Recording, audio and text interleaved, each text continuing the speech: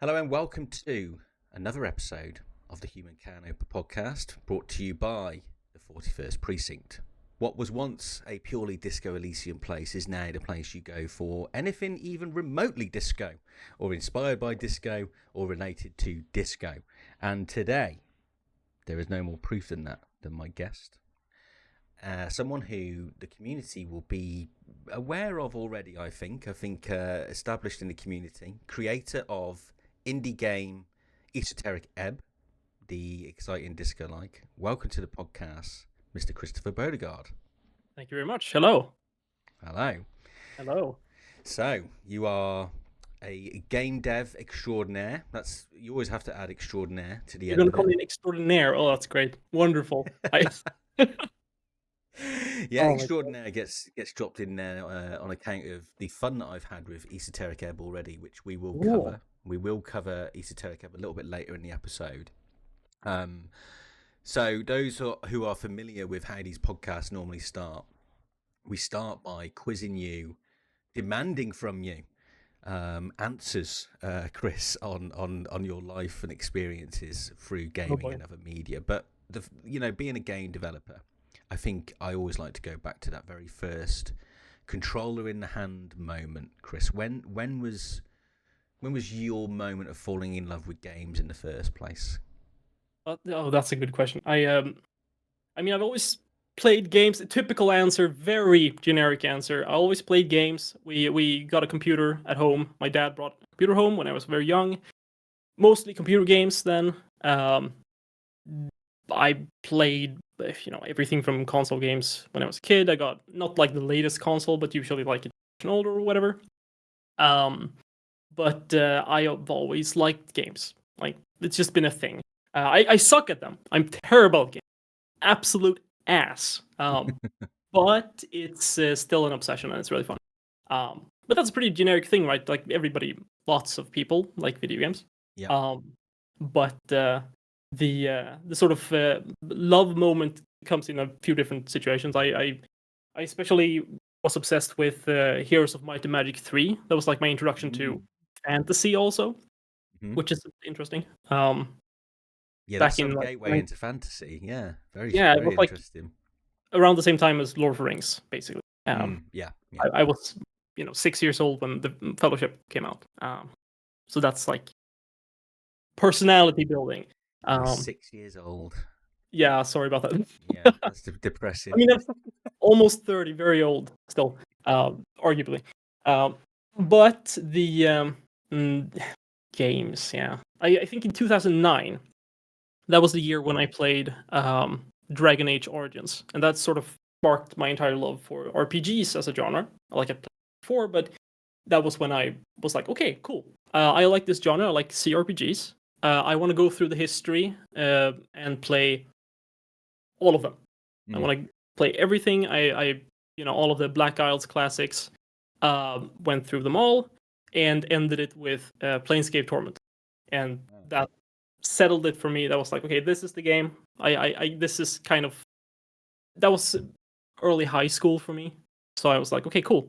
This is kind of a thing that I would like to do, maybe, potentially. Right. Now I didn't assume that you could write for games because like there weren't that many. Narrative games are very rare still. So yeah. it's It's quite interesting that Planescape Torment entered your world, in that journey, because Planescape Torment's one of those that I have a duty to go back to now because I never played it, and it's like it's a little bit like the same with the original Fallout games, right? I feel like the dirtiest Disco Elysium fan in the world because I haven't played those 4 games, right? But I'm interested to know what your experience was, because obviously Robert Kurvitz and the guys behind Disco Elysium are huge fans of Planescape and those games. So what was your experience like with Planescape at the time, and what was it that kind of triggered you to love it so much? So I played like during high school. I played it over the course of 6 months, going through it deliberately, very slowly, enjoying each piece of it. Like that was the first playthrough, and it like I played RPGs before, of course. Like I said, yeah, I played a lot, but Dragon Age Origins was the one that made me go like, "Oh, cool, nice! I want to see everything in this." Looking up lists of the top games of all time, RPGs of all time. But Planescape was the best, and I desperately tried because I love old games. I like looking through the history. I like learning about the history of games, and I wanted to find the best because obviously if games have been made for 20, 40 years, depending on how you look at it. What's the best? And everyone said Planescape Torment when it comes to at least interactive narrative. And after Planescape Torment, I couldn't find anything else. There was nothing that could match that.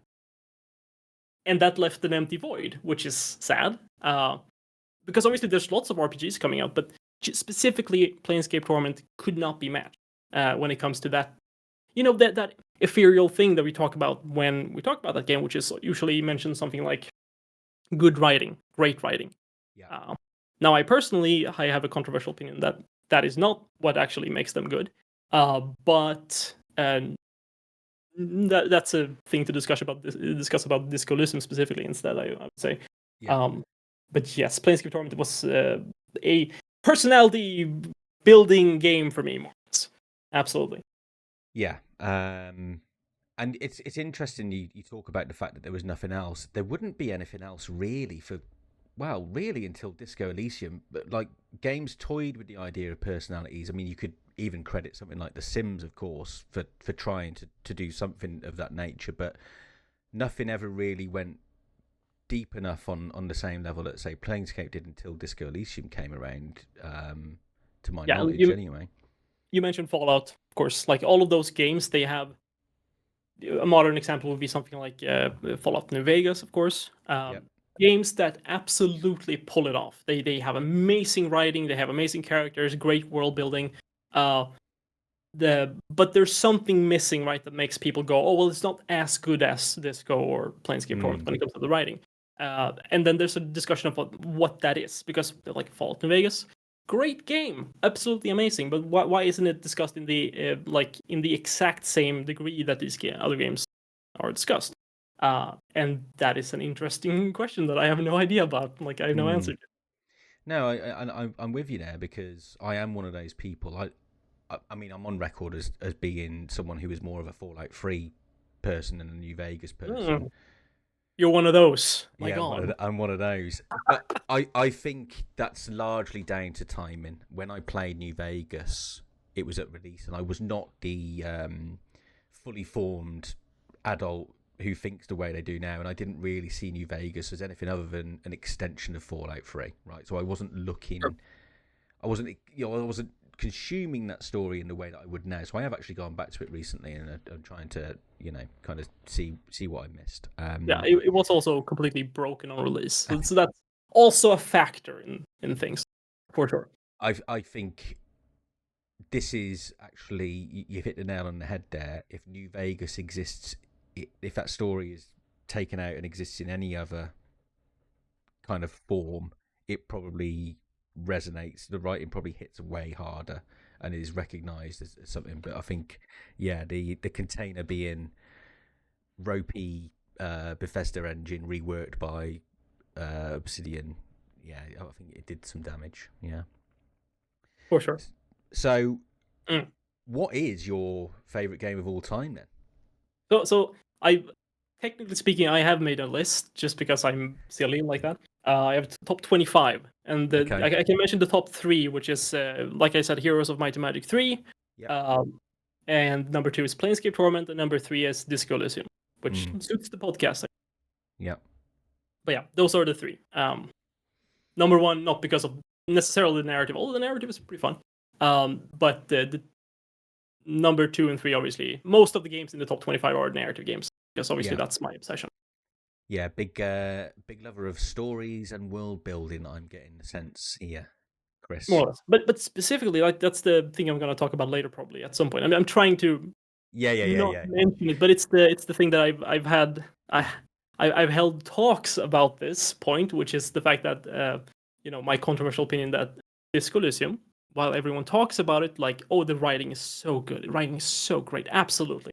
But I sincerely believe that the thing that actually makes it good is not the writing. Like, writing's good, but the thing that actually makes it stand out so much is the fact that it has a very, very good writing design, interactive writing, whatever you want to call it. It's the art form of like making writing specifically very interactive, which is a thing that we don't really have or I don't think we have a term for it, and I'm at least looking for that term. You can say that it's just design, or some people say narrative design. Narrative design, you can argue that that's the thing it is, but narrative design has a tendency to be categorized as essentially everything that has to do with mechanics and narrative merging without actually writing a single word. So then actually writing is instead, for example, game writing. That's like the thing I did for university, which is, writing all of the stuff for a game, anything from UI to barks is the classic thing, or scripts for cutscenes, the stuff. But specifically the art form of writing the stuff that is the interactive stuff, that's very, very interactive content, that is, we don't really have a term for that, I would say, in the industry. Yeah, we're looking for gaming's own choose your own adventure pot, right? That's how I always viewed Something like Disco Elysium as being kind of like a book on steroids. I mean, it's very much kind of, it has its roots in the literary world. It was clearly motivated by people part of the literary world, and I always felt like the strength was how it melded that into the role playing aspect of an RPG. Yes. And I don't think there is a single game where I have felt as connected to my amnesiac character. I mean, it's a well-known trope, right? But I've never felt more connected to a blank slate in my life. And I think you're right, actually. The mechanics of how you kind of proceed through all of that text is exactly why that is, because you feel so attached and so involved in all of the way that these conversations play out. And yeah, sorry. I was just going to say, like, even something as comparable as Baldur's Gate 3, everything still feels kind of like someone's holding your hand still.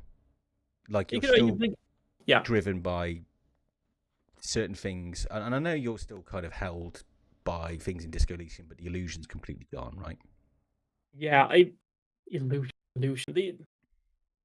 I think there's lots of things going on here. For example, comparing it to Baldur's Gate would be a thing of like, well, in Baldur's Gate, obviously, you make a character. Yeah. They're trying to, like my argument about anything to do with the writing in Baldur's Gate 3, for example, is quite literally just, hey, if I was put in the situation to do all of the writing in this game, would I do anything different? Well, if they're trying to accomplish the ability to make your own character and do this broad thing with extremely open design, no, I first of all, I couldn't do better myself, so I'm not going to complain. And what they are doing is so different from having a pre-planned character with everything, like, for example, Disco Elysium does, that it's just difficult to compare, right? It's an entirely different thing when it comes to the like practical art of creating it. But that's the consumer perspective. That's the gamer experiencing the story. And the main thing that I'm trying to grapple with is like, statistically, why hasn't this happened earlier? Why hasn't this interactive design, which is the term I'm going to use, I guess, from now on, why isn't that more common? Why don't we have more narrative-giving games with a bunch of writing that have RPG mechanics that specifically reach to that level of just interactivity? I have a few different terms that I use, like, for example, choice-to-text ratio, and things like how snappy the writing is in general, and how much agency the player gets in the choices when it comes to information. All of that, the question is, why hasn't that happened earlier? And my argument is essentially that we don't have the tools kind of in the industry to create writers that are also designers to be able to create those games. Yeah, that's Because a good. It's a very interesting point, actually. So Argo Tulik, when he came on, he talked a lot about that as the journey they'd gone on. Unlike studios where you have assigned buckets who are doing certain parts of the game, right? That's the thing, right? They had to teach themselves from scratch because they were like, well, we have no idea what we're doing, so we're just gonna like figure it out. And when they did that, they figured out the thing that doesn't exist, which is the thing that people actually want. Exactly. Yeah, exactly. They had the flexibility, the will, and they loved it enough that they were willing to put in, I've talked a few times on this about the 60% of dialogue that people actually read in a game, and nobody's got room, certainly not at executive level, when you're dealing with that kind of no one's got room for 40% of shit that no one's going to see, right? But they valued it, and that's the beautiful thing about it. Yeah. Definitely. And it's one of those things where if you were let's say you're an investor or an executive or somebody with money or with the power to choose what kind of game you're going to make next, you look at something like Planescape Torment, maybe in like 2009 or whatever. I don't know. And you're going to make a game that's heavily narrative based. 2009 is a terrible example. No, 2015, whatever. They're looking at all the renaissance of RPGs. They want to make narrative RPG. Cool. What do we do? Well, people say that these games have great writing. Cool. Okay. Awesome. Then we know how to solve that. We hire a bunch of amazing writers. Yeah. And we do that. And you get on a bunch of amazing writers, and the writers are really, really good at what they do. They create amazing stuff. But if they're lucky, they get writers that also understand how to design or are interested in design or just, push for more interactivity in the writing. And you get a game that's more interactive. But chances are the writers are just going to write what they know, which is linear storytelling. Or at least leaning towards that direction more than the other. It's just it's a incentive thing, I think. And it's more complicated than I understand. Stupid. But it is definitely a thing that I think is changing, for sure. With the release of Disco Elysium, I think as long as we were able to understand why that game was great, going into the discussion of Disco likes. I know you're asking the questions, but I'm sort of like No, I'm thoroughly enjoying this. Actually, we've gone off such a tangent, but I'm like, I don't care. It's great stuff. So carry on. Tangent is my middle name. We like all of us making Disco likes. It's always a question of what do you take from Disco Elysium that you like the most. 100%. And me being like, oh well, obviously the writing's great. Yeah, cool. But the writing is great. Cool. Yes. But I am of the opinion that the thing that actually made it great for me, at least, apart from the fact that it's really funny and very heartfelt and just amazing in so many different levels thematically and politically, the main thing for me is the fact that the design is genius. All of the interactivity, the not the overarching design, it's good too. It's good too, but it's not the thing that wows me. The thing that wows me is the fact that it is so incredibly well paced in the writing. To the fact, like, I maybe I should go into like an actual backstory on Esoteric Ebb at some point. But I've spent years just studying what they are doing, what works in Planescape Torment, what works in Disco Elysium, what works in all these other games that I really like. To see, okay, well, how do you do that? Like practically, how do you write dialogues that are actually keep the player's attention, that makes them feel like they have agency, and all of that, I think, is just deeply ingrained in how you play D&D, tabletop RPGs properly. Yes. So that's again something else I missed out on. I'm just gonna one thing I am going to say. Yes, go.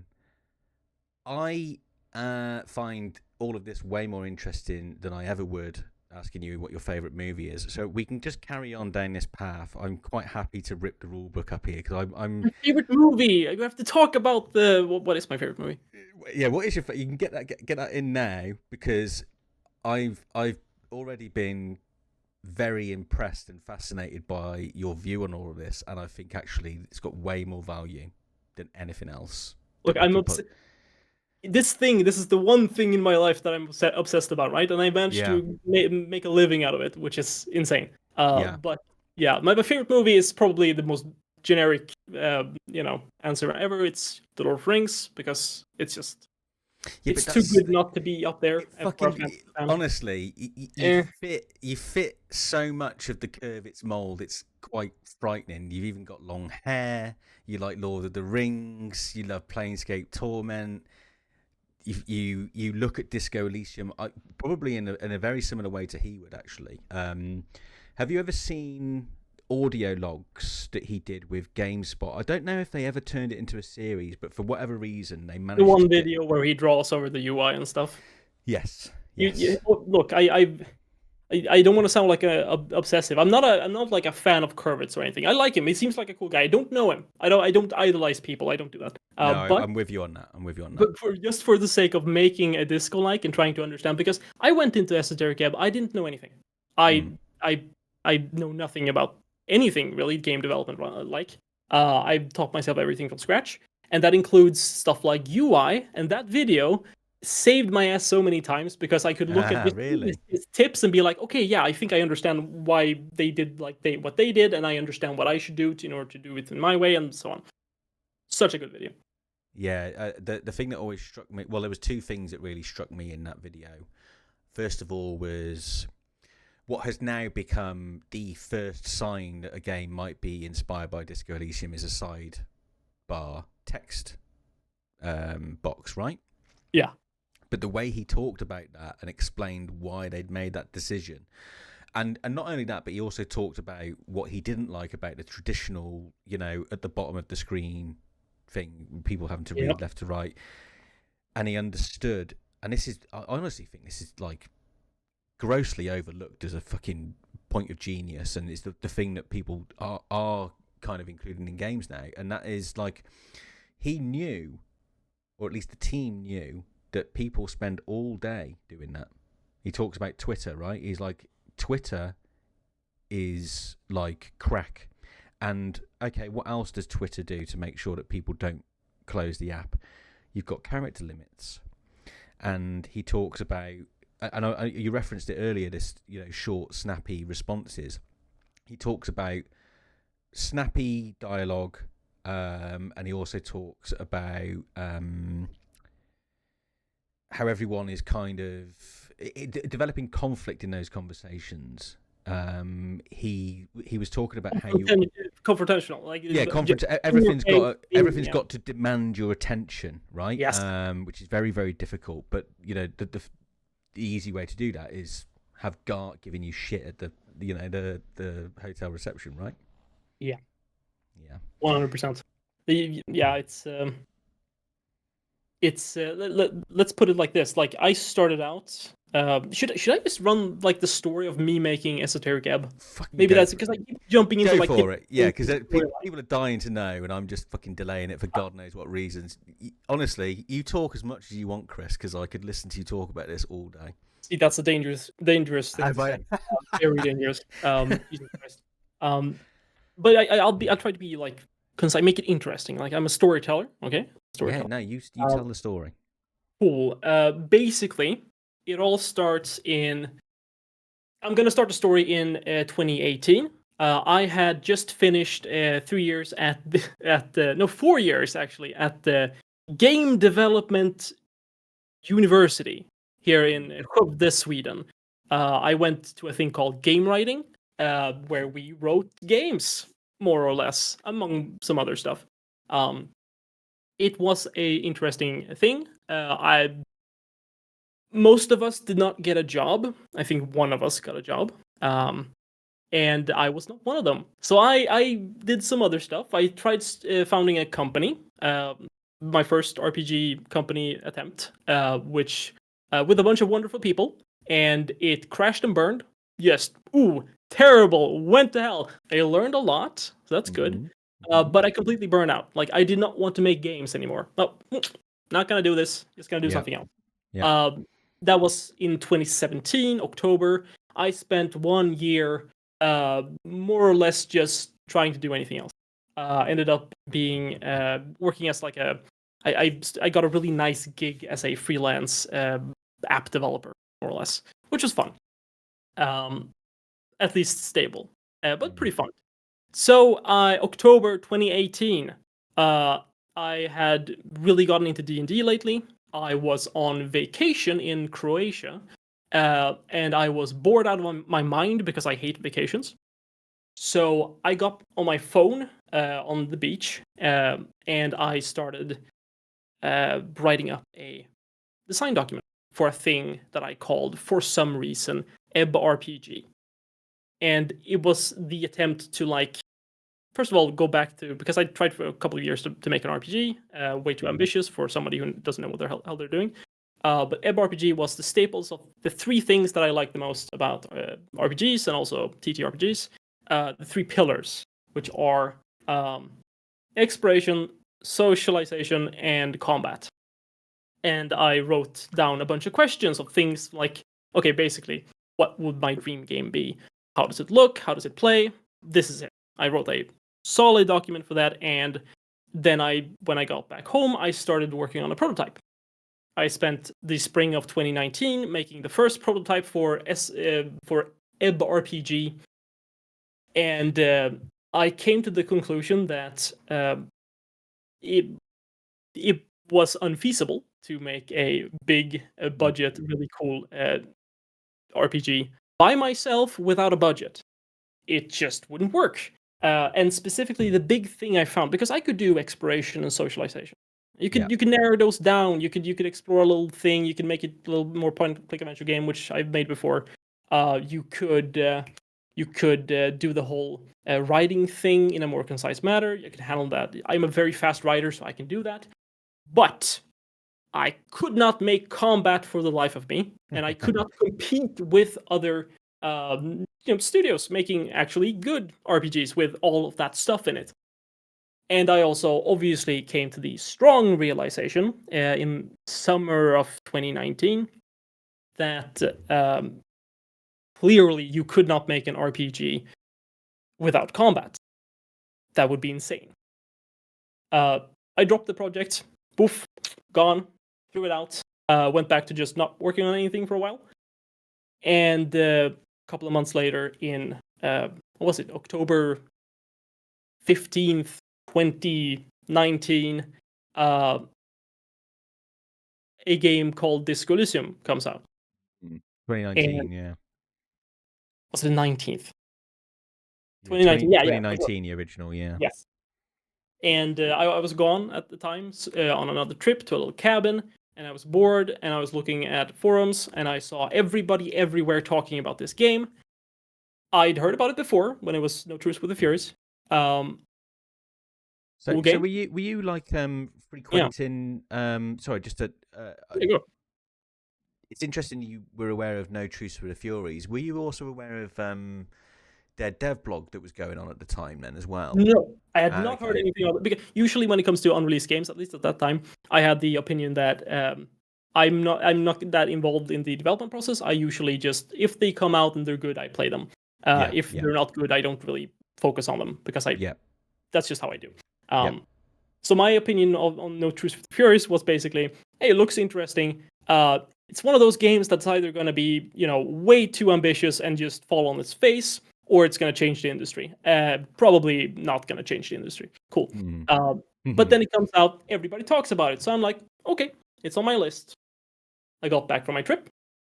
And when I sat down to play it, in I think it was November 11th. I don't know why I remember the dates. I remember the dates, whatever. I have somewhat good memory. I played it the first 30 minutes of that game. I realized that they had more or less answered every single question that I had in that design document I wrote a year past of Ebb RPG. They did everything perfectly. They simulated the TTRPG socializing in a way that's so incredibly genius. They did a world that is actually real and livable and actually feels like you want to be there, that you're actually there. They did everything with writing that I wanted to do. They had a really strong design, and they did it all without combat, which is the one thing that blocked me from working on my thing. So I was like, well, let's. I finished the game in like 2 days. Great experience, first playthrough. I was blown away. I realized at the time that it was life changing almost, which is insane to say, but that's what it felt like. And I immediately went and did research on like the development, looked through all the stuff, all of those videos, the dev blogs, getting as much info on it as possible. Like, how is this possible? Why did this come out of nowhere? Who are these people? So on. And that all led to me taking Ebb RPG and going, okay, cool. This changed my entire view of what an RPG could be and what it is. Let's see what we do if I just jump into the project. Now, obviously, I was aware at the time that it is obviously half hubris and half idiocy to think that a team of 15 developers, they were like 15, I think, or whatever at the time, maybe more, that work on a game for 4+ years and make a masterpiece, that I somehow can do anything even close to that alone in my room by just sitting in Unity. And obviously I couldn't. But the spring of 2020, I worked on the second build, basically, of Ebb RPG, and it was it was like a mixture of my old ideas with Disco Elysium, stuff like basic UI, the beginning of what became the Ebb story. And it was an exploration of just learning from scratch how to do this stuff in a good way, because I had no idea what I'm doing. Like UI wise, game design wise, setting up systems, doing all the technical bullshit on the side to make everything work. It's a lot of work, and I knew nothing about it, and I had to learn. And most importantly, I had to do all the art, because of what happened last time I tried to start a company. I was convinced that I did not want to work with other people at the time. That's not because I didn't like those people; they were great, but I felt like if I can't prove to myself that I can do it myself, then I can't convince somebody else to work on it as well. Or rather, it would be irresponsible to try to throw a project onto somebody when I can't prove that it's a sellable thing or a good game. Yeah. So I learned how to do artwork. Now, the artwork was terrible for a very long time, but I spent the entirety of 2020 working on that. I drew back, tried to rework the whole thing. In 2021, I did another build in the spring that was a little bit better, had something more interesting going on with it, but it was still awful. It was more solid this time, but it was awful because it had no art style. It had no good art style. It specifically, oh god, that was the year when I tried to do pixel art for the game. And now pixel art is fine. I like pixel art. The problem is I can't do it for shit. I'm awful at pixel art. So why would a solo developer decide to make a pixel art game when he is awful at it? Well, it's because he has no idea what he's doing, and he just wants to see what sticks. It feels like the easiest point of entry into gaming art, I guess, because you can kind of imagine a frame for like a character or something, right? And you just think, well, I'll just fill in the squares. Yeah, And it's a very naive thing. Yeah, people like Eric Barone have a lot to answer for. I think, the chap who made Stardew Valley, because he did something to indie devs which completely changed people's perspective. I mean, I think he spent like a decade making Stardew Valley, but he did the art, something like that. And then everyone was like, "Well, shit." Yeah, his story is very, very relatable. But yeah, pixel art, bad idea. Shouldn't do that. So instead I spent the last 6 months of 2021 learning how to use Blender, and picking that up. Like I mentioned before, the donut thing, learning that from scratch. It's just all of that was awful because I suck at it, but I forced myself to get through it, because not because I I pride myself in having somewhat good taste, which sucks because that means that everything I do is terrible. But it means that I constantly know how to kind of improve, even though it's very difficult to improve. God, it's so painful. And over the course of those months, at basically the start of 2022, I had found an art style. I had found something that works, and that was the thing that is Esoteric Ebb today, which is the 3D, kind of basic 3D geometry with a hand-painted texture just sort of projected onto it.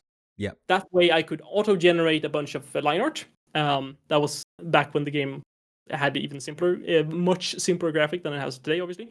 And I could do it myself. I could do basic geometry. I could generate line art and do some coloring, literally with the bucket tool. Like, yeah, scene's done. And suddenly the game looks like it's actually kind of playable. That is how I came up with what is Esoteric Ebb today. It wasn't called Esoteric Ebb, then I was still working on the names all throughout 2022. But in April of 2022, that's when I posted for the first time ever. I showed it to somebody else that wasn't like a friend. And I posted it immediately too, because I was just like, I have to do something. I can't just sit here and, whatever. I took my early build, which was a single scene where you wake up on a morgue. No, you don't wake up. You actually start in the middle of a morgue with your goblin companion, and there is a corpse. There is a mortician, and there is a kobold. And you have to go talk with those people and then cast Speak with Dead on the corpse. That was the demo. I never released that, but I showed off a video of it to r/disco Elysium in April of 2022, and somehow it actually got a little bit of traction. Some upvotes. I remember it very well. It's you weird. do? It's weird. The reason I knew, I think, actually, you may have been the very, very first person I messaged about the podcast. Oh, really? I think so, yeah. I would have to check, but I'm sure you were the first person I messaged about coming on because it had stuck in my mind. I remember that Reddit post to this day. I don't know what, and it's weird. Like I mentioned I can't remember who I mentioned it to now. I was promoting the Rue Valley podcast and in the Discord, and someone had said, I said, Christoffer Bodegård's coming on, and I remember the Reddit post. I was like, how does everyone remember the Reddit post? It's so weird, isn't it?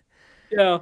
It helps that I've made I really, really try. So like if you're reading this or you're hearing this from r/disco Elysium, I try not to post there because I feel terrible, coming into a separate community and being like, hey, look at my game. Yeah. I feel awful doing that. I try to post as little as I can, only like the biggest beats where people are really actually interested. Yeah. But I have posted there like 3 times over the course since then. Which means that people see at least one of those posts and they kind of remember the game, which is No, I think I had the exact same thing because I shared the Rue Valley podcast in the Disco Elysium sub, and I was like, don't know. But then I also feel like promote yourself. It's important. Yeah, I mean, people know by now that I'm a disco guy. Not that I hate to say it, but it is a reality. And when I post it now, I think I do get some grace. Not many upvotes, so it's fucking hard getting any attention. But it is. That's another story for another day. Is it? Were you continuing to regale us with the story, or? Oh yeah, like real quick, just like that was 2022. Yep. I spent the rest of 2022 just working on that playtest, turning it into a thing that I could release in. I didn't want to release it, but everybody yelled at me to release it, so I did. In February of 2023, by that time I had joined the incubator too, because like my first company to want to fail was via the local incubator here in Skövde, the Science Park Skövde. Incredible community, really great thing to join to get that support. I have a little office there, like tiny little office that I can go sometimes to write. And I released that playtest in 2023. It got like a couple of 1,800 players, I remember. That was fun, great. nice. I spent the rest of 2023 working on the game, turning it into demo, and also pitching. Just pitching so much because the incubator pushes us to pitch. That's the reason why you're there.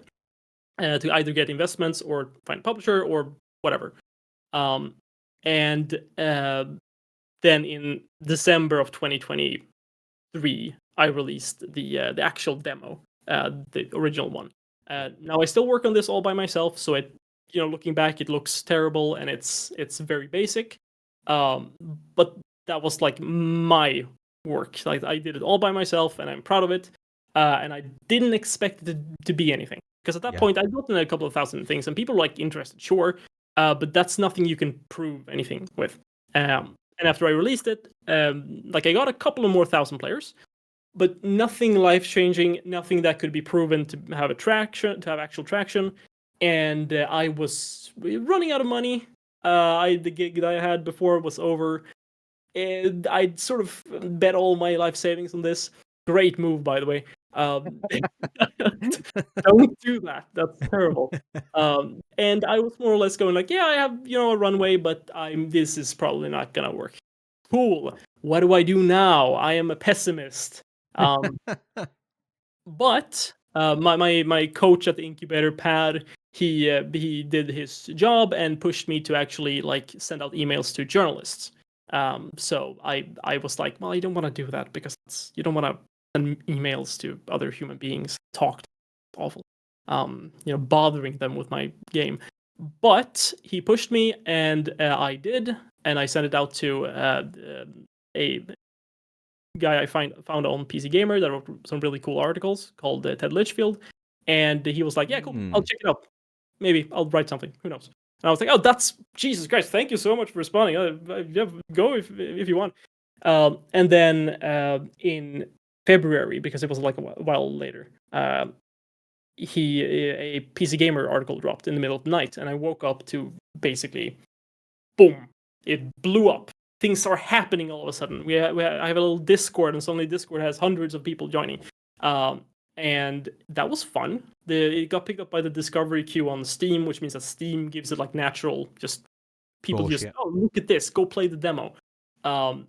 And it took about, I'd been pitching for a year at that point, and I'd spoken with maybe 20 to 30 different publishers, and gotten mostly just rejection. Obviously, that's normal.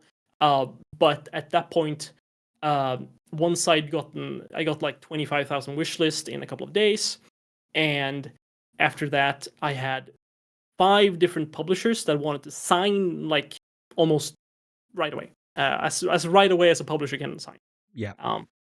And they were all really good. I could have picked with gone with any of them, but I ended up going with Raw Fury at that point, just because they were it feels weird saying it out loud, just in public and so on, because secret. But that was the choice, and it was a good one. Suits the project very, very well. Raw Furies are great to work with, and specifically, they gave me money, and I needed money because I was running out of money. Nice. So that's the story.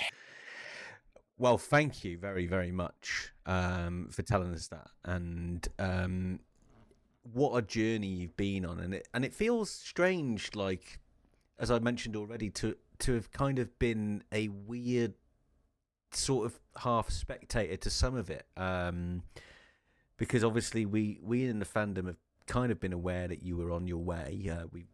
We all, as I say, know the Reddit post, and we've seen the odd bit here and there, and as the discourse with Disco Likes has grown more recently, I think everything seems to be lining up perfectly for people like yourself, Giacomo, Marco, all of the folks that are now, inspired, and even those offshoot groups from the original Zone team, whatever they eventually produce. It feels like this is the year, maybe, depending on what the rest of the world decides this year is going to be, at the rate they're going. It's for sure. I'm not sure what year it's going to be just yet, but we'll see. In some sense, but yeah. Just so picking up on a few things you said over the course of this podcast already. Just before I grill you on as much esoteric stuff as I can, Go for it. I would love to know your history with TTRPGs. You mentioned Dungeon Mastering. I'm not a D&D. I missed the boat on that. Unfortunately, my youth did not include D&D, which I regret very much. But it's obviously got a lot of roots in RPGs in general. Lots of our favourite storytellers in games and beyond, or came from a time of playing D&D and stuff. So just talk to me a little bit about, I don't know, when you first started playing D&D and how that journey went for you. It's funny that you mentioned that you missed the boat, because like I did too, actually, technically Okay. speaking. I wanted to play it when I was younger, because obviously it's the big thing. I like RPGs, like I mentioned. But I had no one to play with. I had some friends in high school that I could technically have done it with, and we tried to start something up, but it never happened, because it just never happened. And I did not play any TTRPGs. I knew a lot about it, but I was Okay. stuck entirely on the digital side for the longest time. Uh, Up until just a certain point where I was just invited. It was during university, and we had a group, and we started playing. I did not DM on the first one, but immediately after I got to play as a player, um, I have this group of friends from high school. We talk all the time via Discord. And one evening we were like, as per usual, what should we play tonight? And I just, I think it was one of them suggested, well, I've been mentioning that I'm playing D&D, and one of them was like, well, why don't we just play D&D? Just, just do it. Yeah. Okay, sure. And I was like, well, you know what? It'll be like a silly little thing. Let's take an hour to prep. We never played D&D. I've never DM'd before. None of them knew anything about it. They knew stuff about it, but like never played. Take an hour, prep, make some silly characters, and let's just go. Boom, play. We we ran that campaign for 2 years. Wow. We played it. So we played that campaign. It's called the Local Government. We played it every Friday for 2 years. And that was like, and whilst that was happening, I also started multiple other D&D campaigns. I still run 3 of them at this point. I'm a player in one. And so I was a late starter, but it got off to a blast. Yeah, pretty electric start. Yeah. For sure. And that was like the thing of like, okay, cool. Now we understand. Like, this is the thing that's so interesting about it. And this is the thing I like about the digital side too. The fact that you have this agency, the fact that when you're doing DMing specifically, but even playing, you're actively dealing with a struggle, a wrestle with your players for agency, for having them, giving them an as good experience as possible, whatever that is, because everybody wants something different.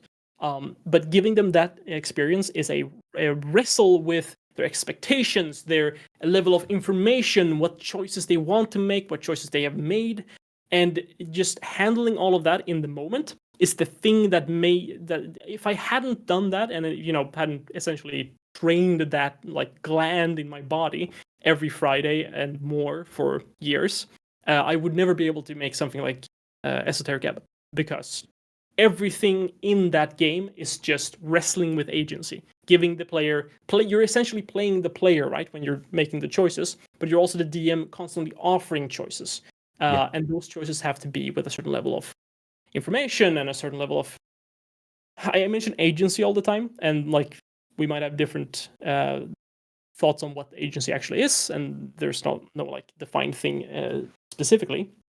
But I define agency the way that I defined it when I wrote it about agency in my bachelor's and in my master's, which is a thing I can say. I defined agency as when the player, not when the player makes a choice, uh, but you receive agency when you get feedback on your choices. And that might seem like an arbitrary way of phrasing it, but that means that in an RPG, where, for example, you're designing a dialogue system, and you have dialogues that are impacted by what choices you made at, for example, character creation, that means that every single time you get the player is aware that a choice pops up or is available, or has prerequisites because of what you did in character creation, that is not a choice necessarily.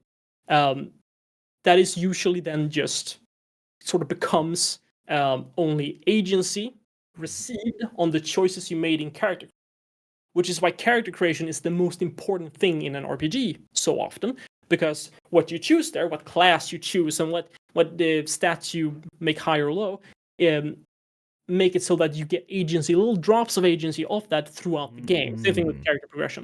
And having that in your mind makes it so that immediately when you're designing the actual dialogues, which I've done, and I had to make those choices of like, the silly choices like, do you show if a choice has a prerequisite or not, or do you just hide it and just make it available?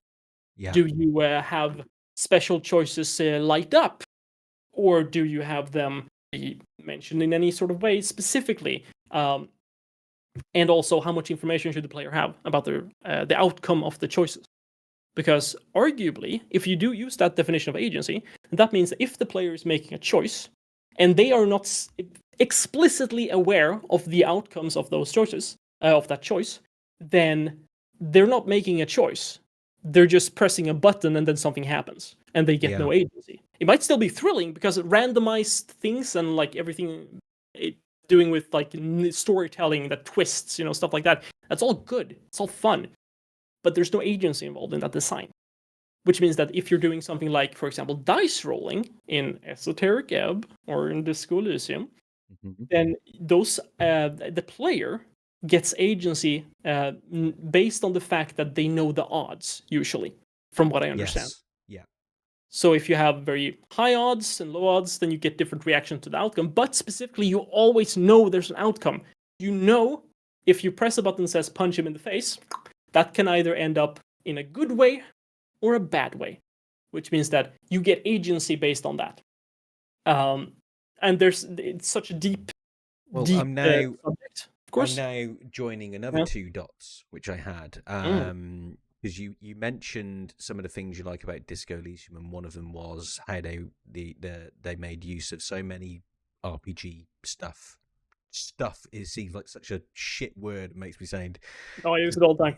Yeah, great. Stuff is what I'm going with. But I'm now seeing why someone like yourself would love what Disco Elysium achieved, because when you talk about agency, and as I was listening to you there, it was all kind of firing off. I was like, yeah, actually, you get responses.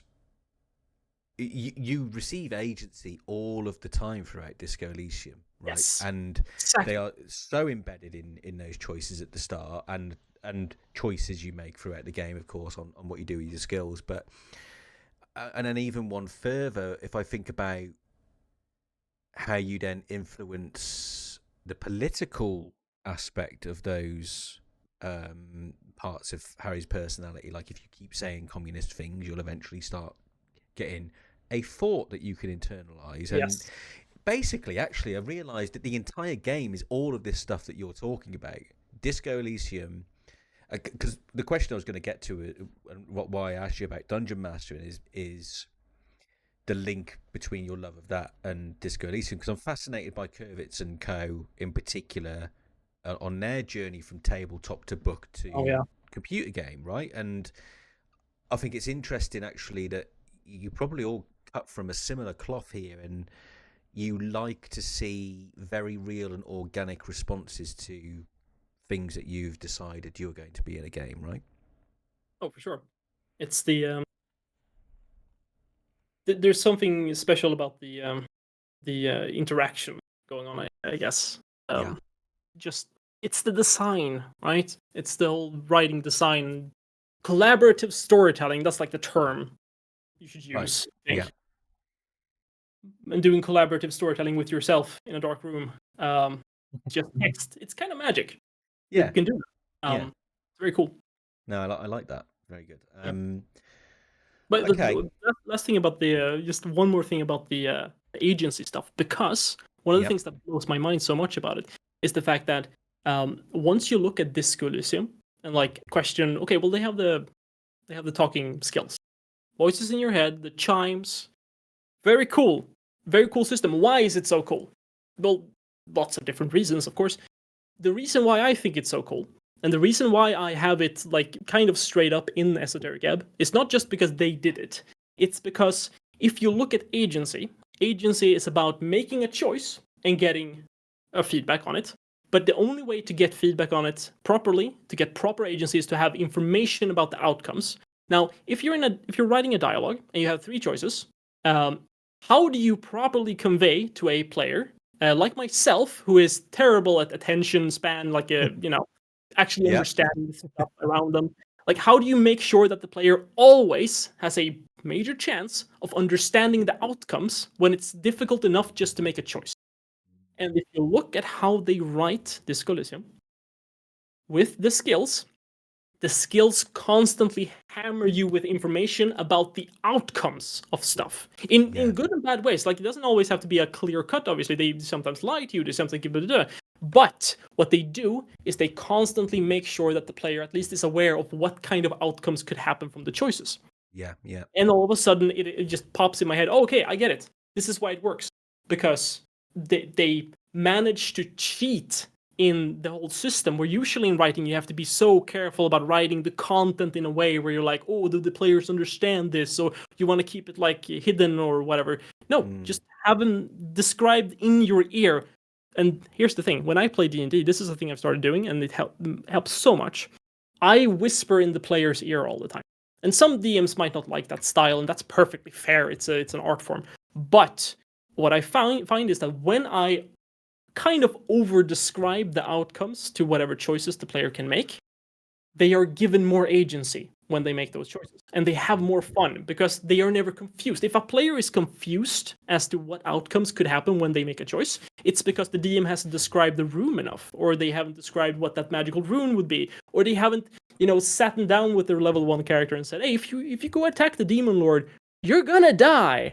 If the DM goes like, oh, I don't know what's gonna happen if you attack the demon lord, because it's fun or whatever, that's perfectly fine. It's an art form, as I said. But if the player is not aware of the thing that specifically their character should be aware of, then they will not get any good agency. Like, I always tell my players constantly, okay, your character is smarter than you, or at least they maybe have more dexterity, whatever. They should have more information about the situation than you at all time, especially when you're sitting at the table and you're, kind of tired after a long day at work, and you're like, oh, well, I don't know what I should do. I'm just going to tell you, okay, you have these options. This is happening. Do you want to, do what sort of thing do you want to do here? Cool. Let's see what happens. And when you do that and give them information constantly, I'm acting like the skills in this Elysium. I am just whispering in your ear. Yeah. And having that information makes it really easy to get strong agency. And that's why, one of the reasons why Disco Elysium is a masterpiece. They do it so well. Yeah. Very well put, Chris. Thoroughly enjoy. I like this whole D&D link to storytelling. Really fascinates me. I think I like. You sound like a fun DM. I like that without the agency, it really is as simple as it kind of ceases to be a role-playing game if you don't have that, right? Like, are you role-playing anymore without those choices, without that agency? What's your thoughts there? I go really deep into this in my talk that I had at the Sweden Game Conference last year. But basically, when you have agency, you have two different types of agency. So there's technically three, because you can have an absence of agency too. But agency can either come in positive agency, which is I got the feedback I expected, or it's negative and I got the feedback that I did not expect. And if you get feedback you did not expect, you will usually get pissed. Like, genuinely, people will, like, psychologically, they will get angry. And in a game like Esoteric Ebb, that means they will reload. They will just go, okay, cool, I'll save scum. I chose something that did not turn out the way I wanted. Okay, cool. Story's ruined for me. I'm just gonna reload. Great.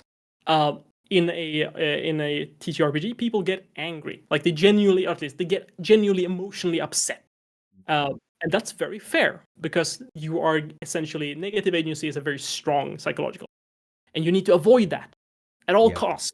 It's very potent. Interesting. Yeah. Okay. I like that a lot. I'd never really thought about agency in that way, so I really appreciate you explaining that. Look, and I'm not sure if I'm completely correct. Of course, I have spent years trying to research it. Who knows if it's correct? I would love to. I just like finding content on the internet about people talking about this. It's great. I love that. I'm in no position to say. It sounds pretty fucking good to me, Chris. So that's good. Good. Right. So should we talk about this game you're making? Esoteric Making a Ebb. game? Oh yeah, sure. Yeah. Ebb. Yeah, cool. I think it's worth pointing out first of all. Yeah. You are you've got like a fairly I mean, right, so I'm just going to go through the list on your website. Oh yeah, please do. And your credits. So student projects, I'm sure, which are, I'm not going to go into that. Unless very embarrassing. Okay, we won't embarrass you with that. D&D homebrews, but then just to bring it round to things that are going to sound more familiar with people, right? Gory, cuddly carnage. Oh yeah.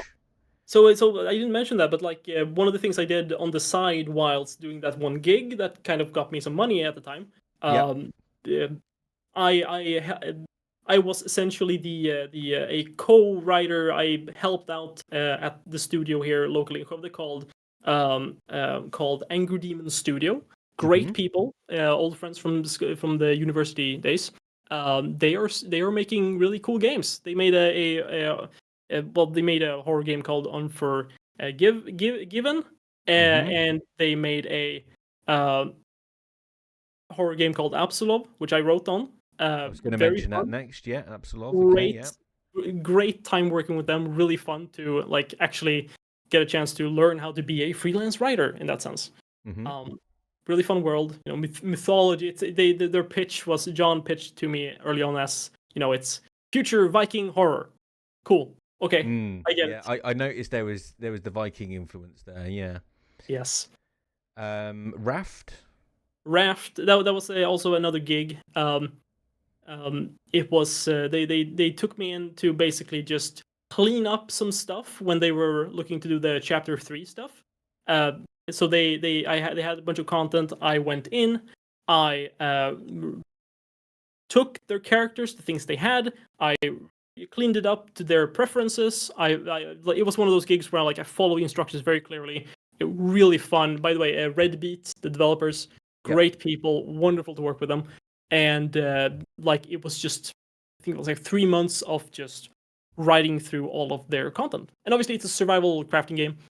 The narrative is not going to be the main focus. It's just, the audio log stuff. Yep. But I did that. And then finally Gory, which was the second project that I worked on with Angry Demon Studio. I didn't do that much in it. I did some of the earlier stuff with settling some of the characters and wrote a bit of the intro cinematic. But John wrote most of that. He's great at that. He has a really unique sense of humor. It's really fun. But here's the thing about all of those projects, right? The reason why I got so frustrated with the idea of what is game writing even is that all of them were linear narratives. They are the work I did practically on all of those projects was I sat down and wrote barks and cutscenes, more or less. I wrote scripts like I'm writing scripts for a movie. Yeah, and that's fun. That's great. I did absolutely fun and great, but there's no interactivity in it. And as a game writer or whatever, I wanted to do interactivity. And I started looking into, because I wanted to do freelancing, right? Okay, cool. Is there anywhere in Sweden where I could work or pitch myself or whatever to where they actually do games with interactive narratives? Yeah. And I could find 1 or 2 studios. They do linear stuff. Every single studio does linear because that is the thing that is just the standard. And that's very fine. That's great. That's fun. But it's not what I wanted to write on. And that's one of the reasons why I ended up just working on my own thing. There's just nothing else, barely anything else in the industry that actually does the level of interactivity that I was interested in. Yeah, and it shows through everything you said so far. I mean, it's we know exactly what you want to be doing, and that is, I think, reflected in in Esoteric Ebb. So, Mm. Esoteric Ebb. Okay, so you are. Well, actually, why don't you tell us what Esoteric Ebb is? I've played the demo. It's worth pointing out to everybody that the demo is out now. I haven't finished the demo because very typically I've just been going through it quite slowly and just trying to soak up as much as I can. Very in particular, the lore, which I'm not honestly like. I wish I'd had like 4 playthroughs of the demo by now, and then I could like badger you about it. But yeah, just give us the pitch of what you view Esoteric Ebb as, because we're all quick to call it a disco like, and we're all quick to call it this and that. But what is it to you, Chris? So Esoteric Ebb is what is it? It's a game. If you don't know, we're in trouble.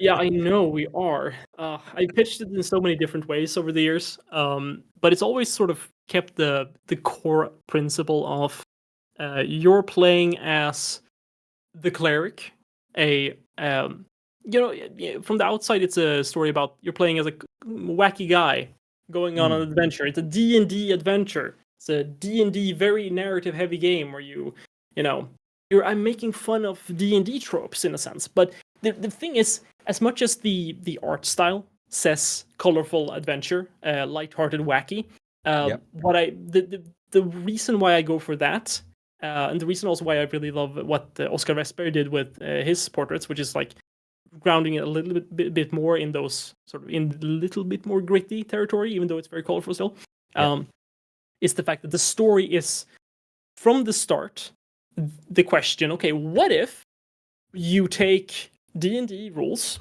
D&D worlds, with all the tropes, all the fantasy tropes, and you treat them 100% seriously? What happens? Because when my players, like the original group I mentioned, that we play every Friday, what they do when they play D&D, which is not necessarily how I play D&D, honestly, but what they do is that they treat everything as if it's real life. Like, what would I do in this situation? But with their characters, obviously. What happens is that they start thinking of stuff like, oh, hey, okay, so I can use 3rd level spell slots to create food and water. I can create muffins. Okay, but the muffins don't taste anything. They taste like stale nothing. But we have prestidigitation that we can turn muffins into super tasty treats with. Okay, cool. Well, if you combine those and we spend these spell slots and this amount of this many pounds of food every day, we can just start a company and start making money, because we can see what kind of money we pay for and how much that costs. And if we transfer that into like an actual company, can we make money here? Okay, cool. We can crash the economy. Great. And if you take that to its logical conclusion, Esoteric Ebb, the world, is essentially that. Okay, what if that actually happened? Like, cool. If there were no gods to control it, like no DM to tell you, no, that's not going to happen. This is don't do that. What happens? And that's the thing that I think most people sort of gravitate to once they play it. Because what happens is that you walk up to, for example, the devil, and you ask him, "Hey, how does resurrections work here?" And he tells you, "Oh, well, you should kill anyone." But he just like that's a really good one to raise, actually. He just like he's a representative of the law, right? He's working in the courts. He's regularly, entering the courts. Bureaucrat. And what I love, my favorite thing about that conversation was asking him if he was evil. He's like, "Oh yeah." Like, what do you think because I'm a friendly devil having a chat with you that like everything else about my species should be like, because he like, I remember walking up to him and I was like, well, he's going to cause me problems. No, there's no doubt about it. He's a devil. But he's really, and he's like, oh, well, the cleric. Yes. Right. Well, and he kind of recognizes your official capacity rather than anything else, and is quite happy to discuss these things with you. And I thought that was a really brilliant kind of twist. But then for him to be, to assure you, no, I'm still very evil, I thought was brilliant. Yes, I am a part of the city that you work for. Also, I am very evil. Thank you. Yes. Being upfront about it. And the whole I can't remember the line now, but the cleric is asked, I can't remember who it's by, you probably know, but they kind of point out that his job is just to kind of look into esoteric happenings in the world, right? An esoteric expert or whatever. Yeah. All right, so some more questions then on. So we might as well talk about the demo, and I'll just share some of my key moments and key things that I really liked about it, and maybe you can tell us about it. Nice. The opening introduction scene, honestly, is one of the most beautiful openings to any game I've ever played in my life. I played that when I played that, and spoilers if you've not played a demo, this is the thing that I was alluring to in my tweet, where I was like, I don't want to. I mean, by the time this publishes, I hope everyone's played the demo. But so basically, spoiler warning. The cleric, the reason he has woken up in the morgue, thinking he's dead but isn't quite dead, I'm not sure, is because an incident happened with a bunch of people, and he's been chucked in the river, right? He's assumed dead, body's been thrown in the river. But the game opens with that really gorgeous music and just this really simple imagery of the cleric kind of floating down what feels like space and amongst the stars, and you kind of join the dots and you realize he's sinking through the water. But yeah, honestly, so fucking gorgeous. I loved it so much. Please tell me how that came together, some of the design choices that went into that. Yeah, floor's yours. First of all, thank you. That's very kind. I've seen some people like really gravitate towards that intro, which is really fun, of course. What's funny about it is that, so I had absolutely no plans of making any kind of cutscene, like any sort of intro at all. It was just supposed to be the 5 questions at the start, wake up at the morgue, just like in the old demo. Yeah. But see, I'm working with these composers. Really great composers down in Denmark. Really great guys. One of them, the sort of lead composer, Anders Back, he makes a bunch of music, and what our process is basically, or their process is, they pitch me stuff. Like, oh, I want these use cases, and they just do sketches, and we'll see what happens. Yeah. Which I love. One of the tracks they made was a track that I loved, but I was like, okay, I can't really put this in the game. It's like too impressive. It's too good. Because I need a lot of ambient music. So then I start thinking, well, this sounds like the sort of track you'd want for like an intro sequence. Oh. So what I did was, this was like 8 hours of work. One day, and I was done. I took the track, put it in the game. My sound designer Isak helped me out with that, and I just played it. And then I just took, because right at that time we finished Jonathan had finished up the texturing work for the cleric, because before then he didn't have any textures. And I was like, well, it looks really good if you zoom in. Cool, you can zoom in on him now. That's fun. What if I zoom in really close? So I took his model, I made a little custom animation of him just floating, and I was like, well, what if you just leave it black in the background and then just drop him poof, in an animation, and then just cut from different characters? Oh my god, this is a cutscene. And then I'm like, well, imagining it with the music, and okay, cool. I did it. It took 1 day to like get a basic cut for it. It's done in engine, which is technically a bad idea, but it's fun. And all the lights in the background, you know, all the cool lights that are like around. Yeah. That's one PNG. Wow, is it? Just stretched in different ways. Wow. I love hearing stuff like that, though. I love the trickery. Yeah, it's great. You just mess around, like the same thing with all the light god rays in the game, since it's asymmetric. It's just one PNG. Poof, looks great, perfect. Yeah. And you can the entire cutscene just fall down. You do some stuff. I've changed it a little bit since then. And Anders did another version of the music that was like a bit more on beat with the actual like cutting. Yeah. But beyond that, it's like, yeah, cool. It was like 1 day's work and it's done. And I was surprised that people liked it, which is fun. No, I mean, there's something really beautiful about the simplicity of it. I like the art style in general. Anyway, I liked it from the beginning. So good.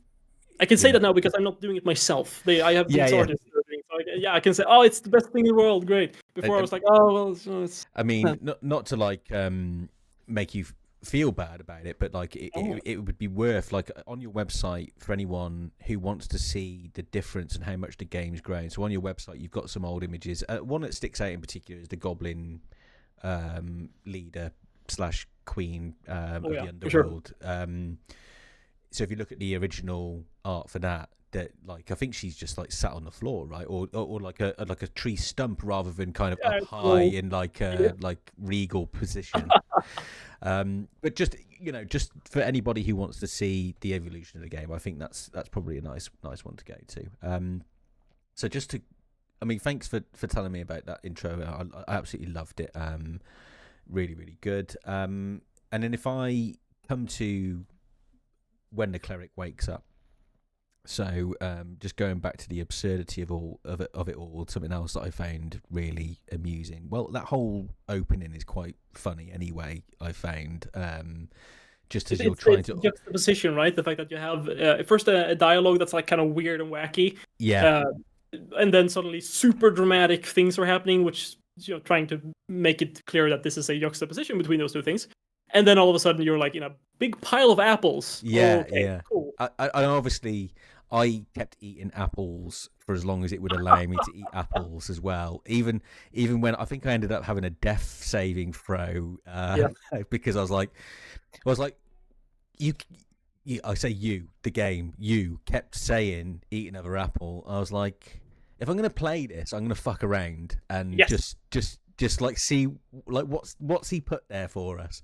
So I thoroughly enjoyed that. And I have to say, like, the zombie blocking my way and kind of just again going back to like the zombie should be trying to eat me, but he's just working and I'm just annoying him or annoying myself I kept trying to talk to him, like, and all of these kind of hoops that the cleric's jumping through, and I'm like, I just want to, I loved all of that. But something I really want to just highlight is what I think is actually a stroke of genius with choosing the cleric as a character in the first place, or having that design. The tin hat. I mean, it's not tin. It's fantasy and medieval enough that you understand it belongs, but it's only really as respectable as maybe a Monty Python version of a knight. Do you know what I mean? It's got like it's absolutely. A silly enough helmet design that you can't take it seriously. So I'm already like on board with the cleric being a funny character. So tell us about the birth of the cleric and how you formed the cleric. So I have documents for like ever since 2018 of the evolution of the actual story. It's been so many different. In one version, you play as Snail, by the way, which is fun. That was a great thing. But the cleric was born out of the need of having a protagonist. I chose at some point to not have the ability to create your own protagonist. Well, who's going to be the main character? Well, to know that, we have to decide on themes. We have to decide on what this game is actually about. We have to decide not on what it's going to say, because I'm not interested in necessarily saying stuff. I'm interested in exploring. So what are the questions I want to explore? And like, it's always difficult to say that out loud, because it's going to sound pretentious to some degree, because it's only interesting if you explore the piece of art that has the question. It's not that interesting usually, with the exception of Planescape Torment, I suppose, to just say the question. But Esoteric Ebb is at its core about essentially masculinity, and also specifically how it juxtapositions with femininity in a world where politics is very important and like on everyone's mind. Kind of like in our world, maybe. I don't know, kind of. And then do that alongside the idea of fantasy tropes, and essentially just switch that on its head. And like I said, treat fantasy as if it was deathly real, like it was today. And the cleric is an expression of that. He is a dude who has trouble with his identity, wearing a helmet. Yep. Big, very clear, motif. He has split personality, just like obviously it's inspired by this Elysium, but like there's a reason for it for the cleric because he doesn't know what he's doing.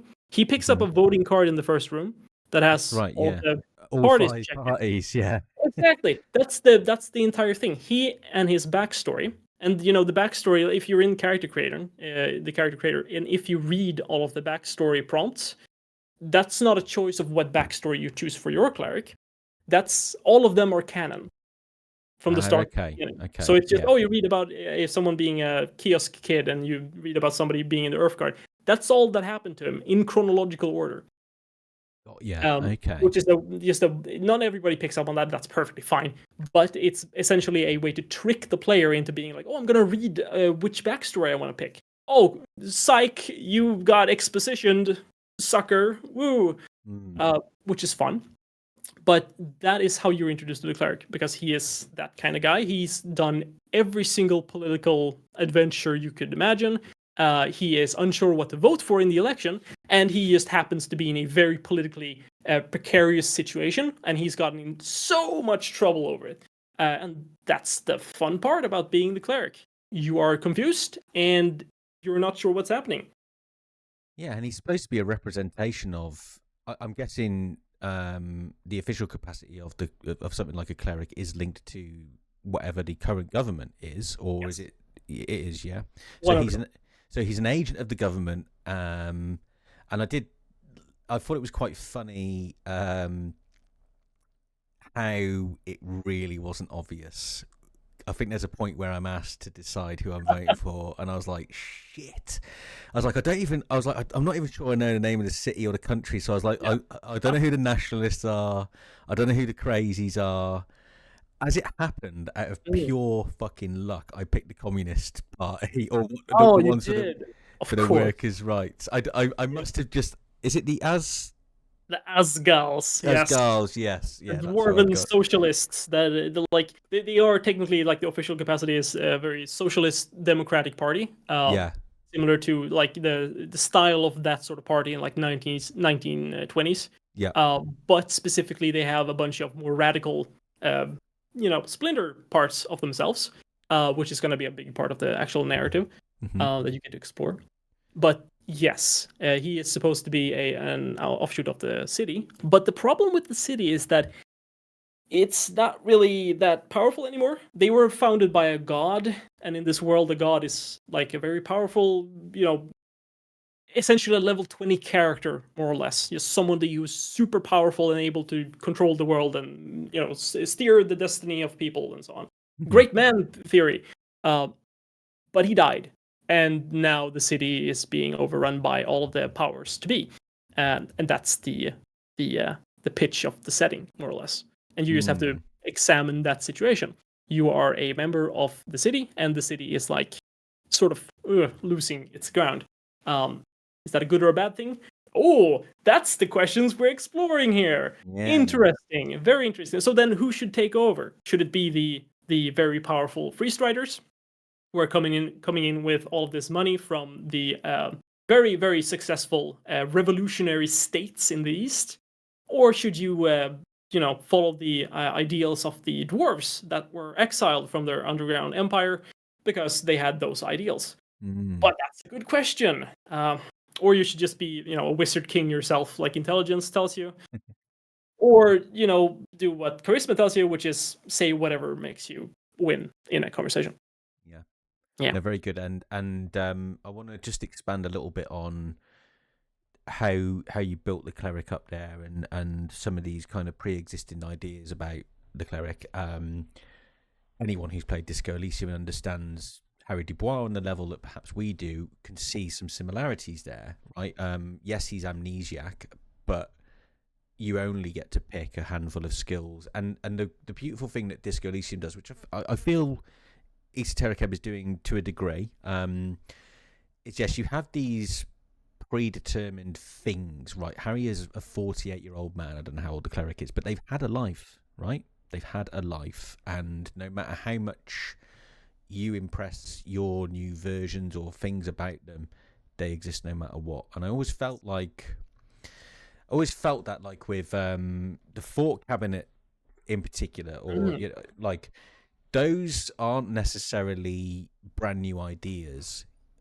Much like the skills, you are picking which parts of previous Harry should stay and should be rebuilt, and you form this new version. But as it's always made apparent by people like Jean-Vic Mayer, 4 days doesn't change shit, son. Like you've had an impact. So yeah, how much of that was in your head? Because I do think Disco Elysium has a beautifully unique take on the amnesiac RPG character, which I think has been something that has inspired a lot of people, and it feels like to a degree it was here. Is that fair to say?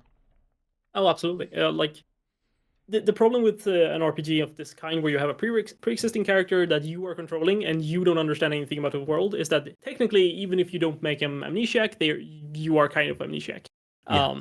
And like the cleric is not amnesiac. He remembers everything. He has all the, if he's got high intelligence, you can click on every single term in the game with hyperlinks and you get it explained to you because he remembers it along with you, more or less.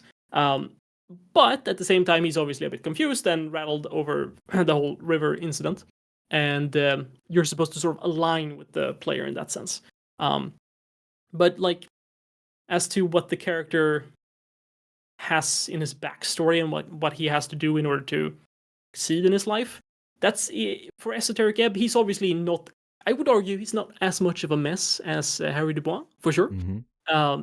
But the cleric is instead just genuinely in a situation where the way I sort of pitch it is that nobody likes him.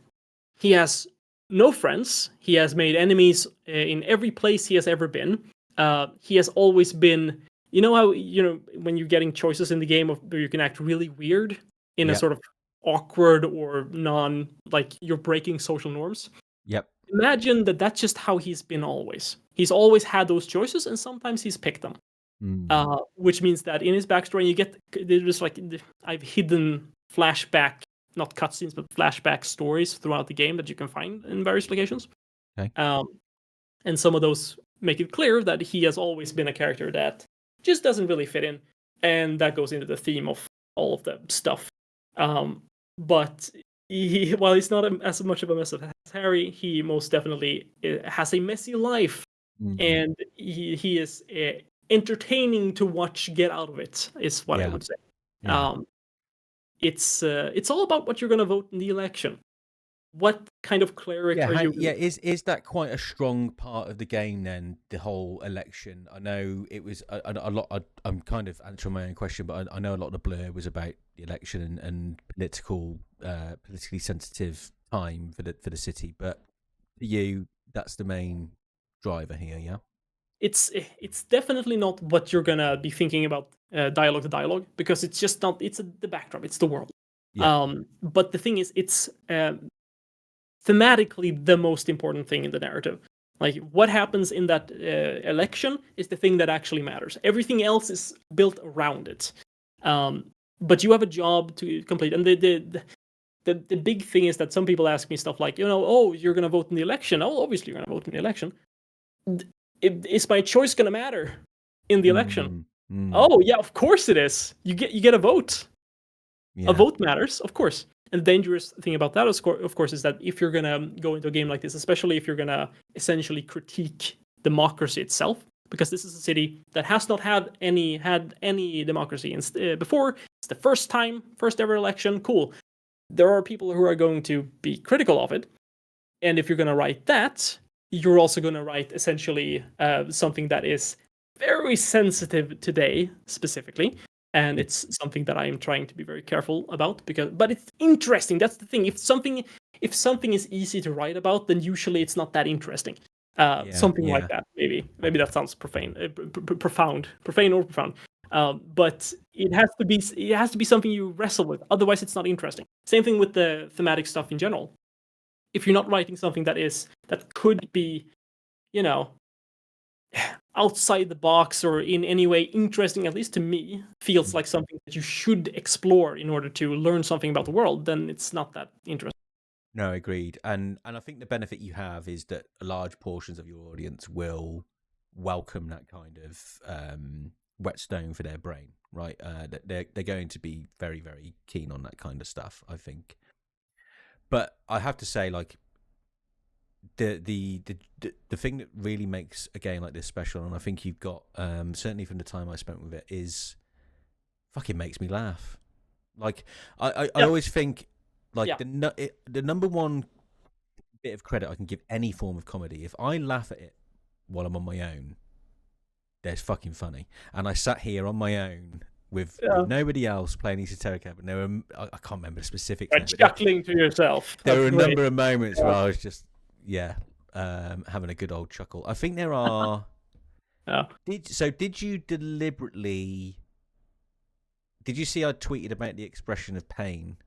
Oh yeah, that's funny. When you meet I swear to God, it was not a reference. I did not mean it. Look, I have references in the game, but they come out through with pain because I'm trying to avoid them. Yeah. I don't feel like that's a necessarily a thing that like helps the story, but that was a pure like accident, which is very funny.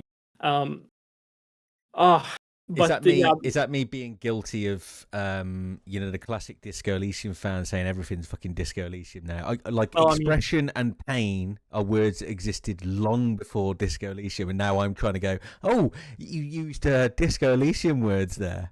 I feel like if I'm gonna like use the same general vertical dialogue box and have a lot of the same mechanics, then you can point as much as you want. It is more than fair on every single thing. I wanted to ask you a couple of other things on Esoteric Ebb. Obviously, I want people to go and play the demo, of course, and experience this for themselves. I don't want to completely skin Esoteric Ebb and leave nothing but bone and sinew for people to pick up. So one thing that I noticed was the sound design. God, that's going to make Isak really happy. That's great. Tell me about the sound design. I loved it. I mean, the music is absolutely fantastic, all of the effects, but and one thing that really jumped out to me, it's such a tiny little thing, but I guess the tiny little things are what your sound designers love people noticing. The skills. Oh, yeah. Intelligence has a lovely little book page flip effect to it. Charisma, whenever that pops up, I can't remember the saying now, but I can describe a book page flip. I can't describe the rest, but it was. I absolutely loved it. It was so simple. Little things like that really get me going. Just tell me how important it was for you for the skills to have their own identity in that way, both as visuals and the sound design behind that stuff. That's really fun, actually. Like the reason why Isak is top billing in the cutscene is because I do it chronologically. He joined the project first. So I say that I was solo developer until 2024. Not true, technically. I got help from Isak very early on with all of the sound design, some of the earlier stuff. Even the first playtest had those original sounds. And we're actually currently redesigning all of the ability score sounds a little bit. We're not going to change all of them necessarily, but your comment on the intelligence sound is going to make Isak go, well, maybe we should keep that. Which is well, I am one good. Human. I kept it for a reason. Like, it's he did a really great job. Some of it's his voice. Like I think strength. That's just Isak. Oh, really? That's cool. Yeah.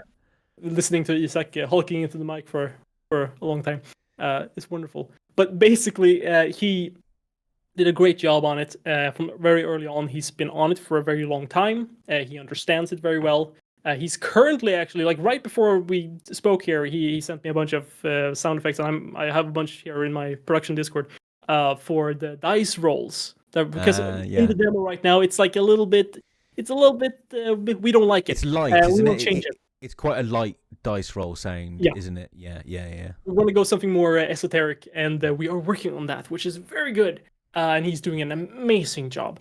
And it's very important to me because obviously the world, like I said, it's the realism of the world that's so important. So even though it's a very colorful world and there's very wacky D&D fantasy tropes, it has to work. It has to feel real, and you do that by having a very natural soundscape. Like he went out and recorded the seagulls and like the sea here in Love Sweden. that. I love And it's that. real recordings. It's great. That's what I wanted. That's what I want from I it. was going Because to that's remark, on the coastal stuff in particular is gorgeous. great. Did such a great job. And same thing with the music, but in another direction. The fact that when we discussed this, I should tell the story actually. Like early on in 2022, I think, like very early on, 23, when I first released the playtest, I got an email, and the email I found, it was in my spam folder. It was just about to be deleted, and it was in Danish, which I should be able to understand, but I could not. So I Google translated it, and I, when you're an indie game developer, because of how the composing business works, they have to be very active and send out a lot of cold emails to every single game developer, basically, in order to try to get a job. That means that over the course of 4 years, I've gotten maybe 50 to 100 composers just send emails to me asking to work on Ebb. And out of all of them, the reason why I picked Anders and his team is quite literally because of that first email. Because every single other composer, and no fault of them, they were some amazing composers I've worked with in the past and that I've talked to. And whenever I ask them, essentially, what kind of music would you make for Ebb? Just without any context, just giving them what I made and just say, what would you do? Every single one says more or less something like, well, it's going to be, fantasy music. It's going to be orchestral. It's going to be this, which I get. Absolutely. It's what suits the style, obviously. Everyone wants to be the next Ramin Djawadi, though, don't they? That's exactly. where that comes from, right? Yeah. There's so much potential there, of course. Yeah.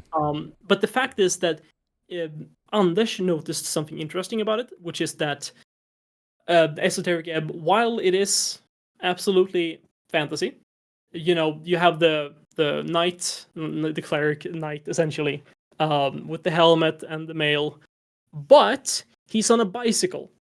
Okay, there's something weird going on here. It's not your usual thing, and it's not just steampunk. It's not just D&D medieval fantasy.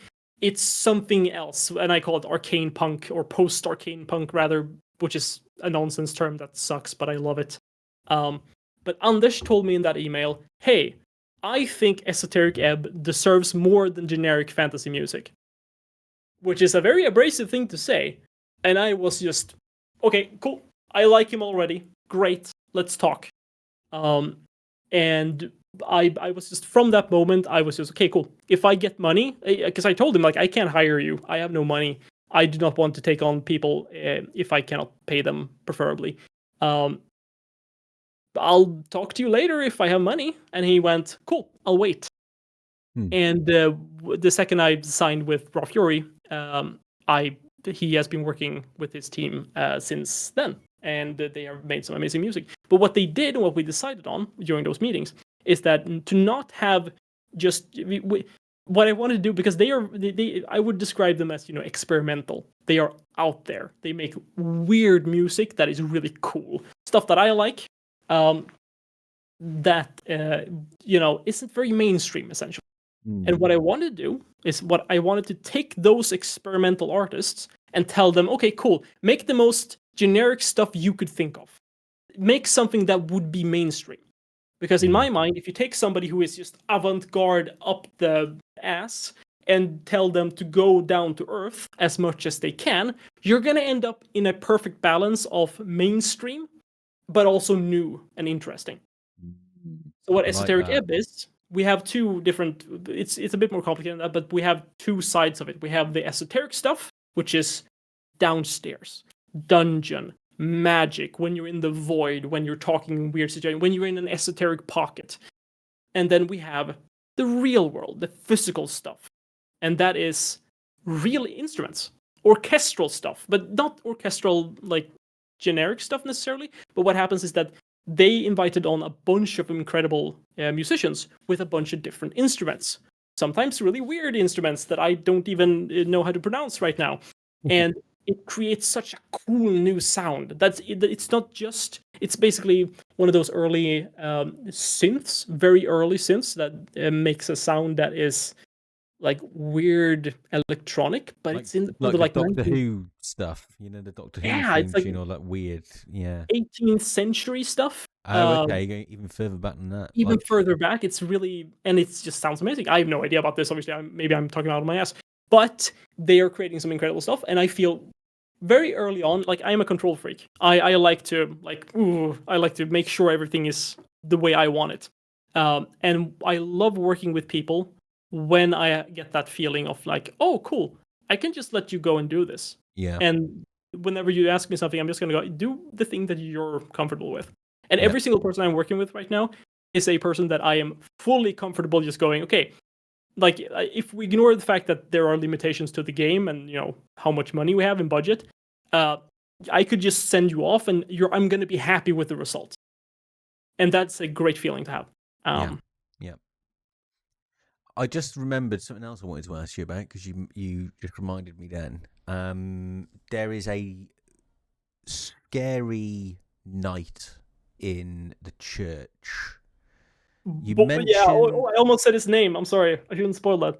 Oh, okay. Wow, I've The entered duck. He's serious. called the duck. Yeah, the duck. That was it. Yes. Yes. So you mentioned targeting a game. You know, well, I'll just, instead of trying to word it fancily, is there combat in the game? Because you can pick up weapons, and he does seem to be stopping you from going to a dangerous part of the world where you might encounter something that looks like combat.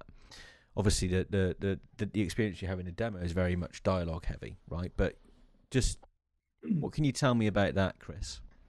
Well, like the zombie, right? Yep.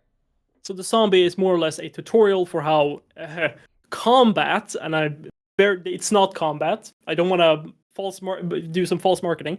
It's not combat, but it is, and what I call a turn-based encounter inspired by the 5e rule set. What happens is that this is all done in the actual dialogue code that I already have, which is ridiculous, with some extra UI stuff.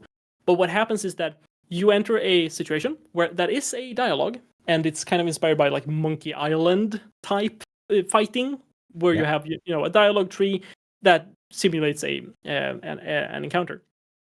But when I looked at D&D combat, I felt all of a sudden like, oh, cool, like the stuff you do in a D&D combat session, you can sometimes, if you have some more crazy players, can sometimes, if you're very good at handling it mechanically, turn into more than just I swing and I miss, I cast spell, I kill stuff.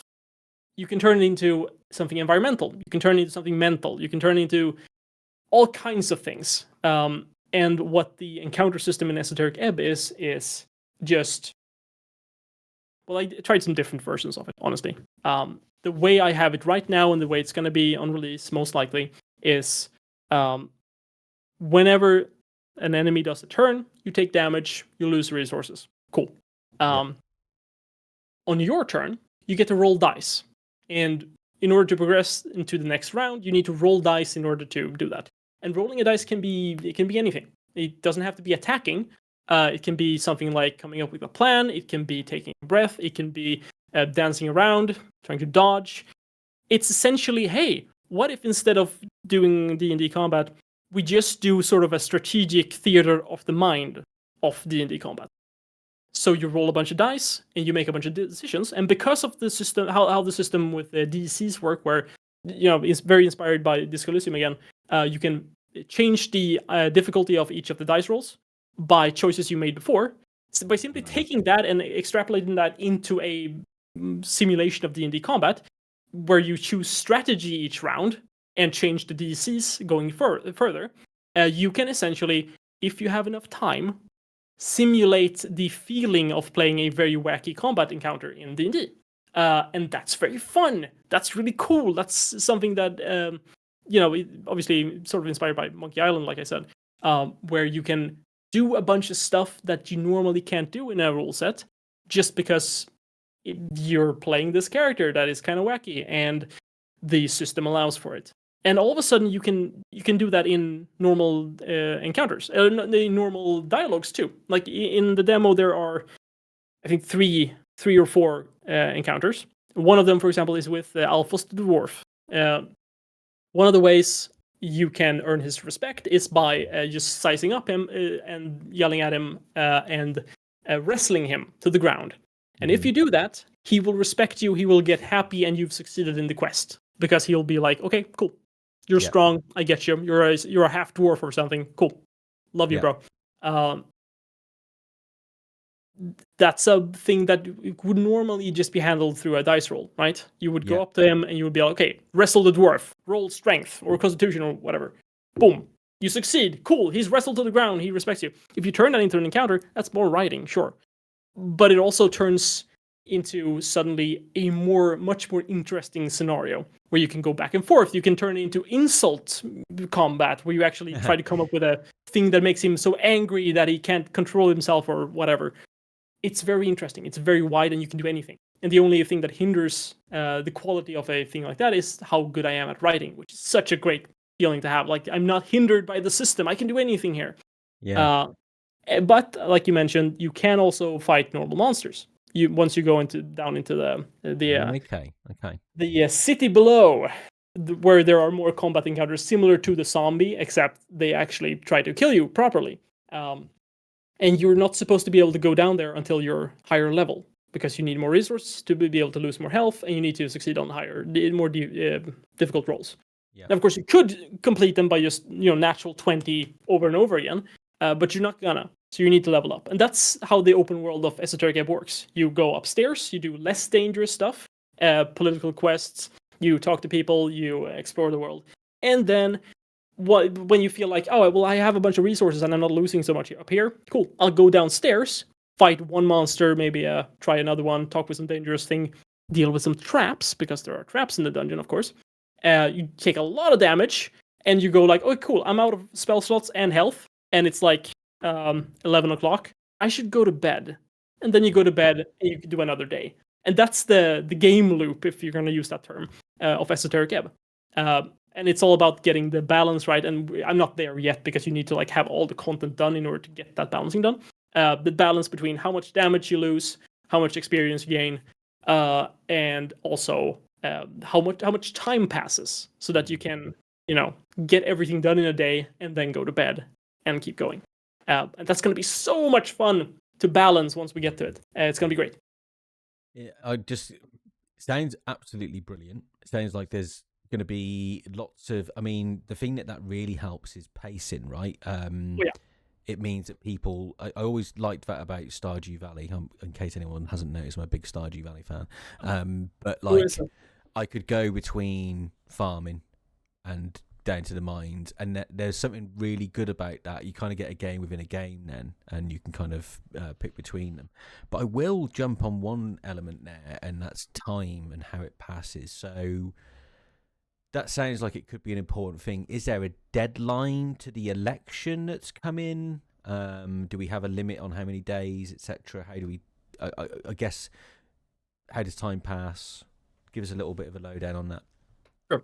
So basically, time is a very valuable resource in Ebb, because you're, like you mentioned, the election is in 5 days when you wake up. So you got day 1, day 2, day 3, day 4, and then on day 5, the election. Cool. Yep. You're under some kind of time pressure. It's not going to be extremely hectic, just because quite literally it's not fun to be in a super hectic scenario when you're trying to enjoy yourself in a dialogue system, I would say. But there's always the added pressure of you don't want to waste too much time. You can't just, you can allow yourself to push a little bit further into the evening if you feel like, oh, well, I could probably do this quest or talk with these people when I have 1 health left, and, lose a bunch of, get a bunch of exhaustion from it. It's probably fine. But it's essentially another level of the resource management, I would say. more than having a ticking time bomb behind your head. Definitely. Okay. I've got two more questions on Esoteric Ebb, and then I'm going to give you some quick-fire Disco Elysium questions so we can find out just how much you love Disco Elysium. Nice. Second to last Esoteric Ebb question. So I remember the trailer having some voice acting. Oh yeah, the old one. So that was some voice acting from a bunch of my D&D players, which is fun. Was it really? That's It cool. was. It's really fun. Is voice acting making a return at any? So we have discussed it a lot with Rough Fury and so on, because well, I have my opinion, obviously, but that doesn't really matter, because if you want to sell a game like this, it definitely helps to have voice acting, obviously. Big help. Yeah. However, not mention any specific numbers, it would more than double my budget. Like, it would cost more than double my budget to do full voice acting for a game like this. To do good voice acting for a game like this. Yeah. And almost more importantly, because like money can always be discussed, sure. But the time involved. Yeah. Because doing that and doing it good involves something like, if you're doing it in-house, especially something like Isaac and I spending a lot of working hours just working with a bunch of different, like there are more than 40 characters in the game. I think something like 50. That's 50 voice actors minimum if you're doing it, in the normal sense you're expecting. And then you have the inner voices, and then you have a bunch of other stuff. It's very complicated, and it's very expensive, and it takes time. And it's fun. It would be really fun, but it would mean that release would be moved forward, and it might not be worth it. Who knows? But I always say the same thing with localization, because that's also a question. If it's a success, anything's possible, but it is always a big question. So we will see. But currently, no voice acting on release. That's not going to happen. It's just going to be what we're planning on doing right now is, actually, I shouldn't mention that too much because we're still tinkering with different ways of doing that. But we want to do some more personalized stuff where you actually feel like the characters exist in the world, rather than they're being just quiet. But that's mostly a sound design question. So we'll see about that. But I think people are going to be happy with it. And specifically, if the game is a success, we'll see about voice acting. But beyond that, just like with many other games, who knows? Esoteric Ebb, the final cut, then one day we may see. Like, obviously, that's the big thing. Like, Disco Elysium launched without voice acting. Oh, you want to hear my personal opinion on voice acting? Of course. Because honestly, it doesn't really matter at the end of the day. It matters on some level, but when it comes to what sells and what people want, I want to give people what they want to some degree. Having voice acting is amazing. It's really cool. Great. Now, personally, when I play a game like this, when I've replayed Disco Elysium many times, the final cut specifically, I have to turn off the voice acting. Do you really? That's interesting. So It's amazing. It's great voice acting. It's incredible. It creates more than an audiobook feeling. It's like a movie feeling. It's cinematic. It's great. But it turns a 30-hour playthrough into a 60-hour playthrough. Yeah, I see that. Yeah, I'm a much quicker reader than I am a listener. Yeah, I'm gonna either be forced to look away from the text and just listen, which is fair, or I read too fast and I am frustrated because I keep skipping and interrupting the wonderful voice acting. So in my eyes, I would rather play without it. I do a balance in the when I play Disco. I turn off the inner monologue stuff, which is awful, of course, because obviously that's there's a certain mode. Is it a certain mode, or is it like detective? Yeah, you can turn off the internal stuff and just have the character voice acting. And I feel terrible saying that, but that's the only way I can play it, because I get so frustrated at having to wait for them to finish. And I want a book. I don't want the audiobook necessarily.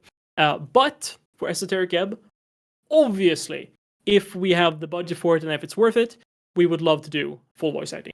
But not on launch. No. All right, fair enough.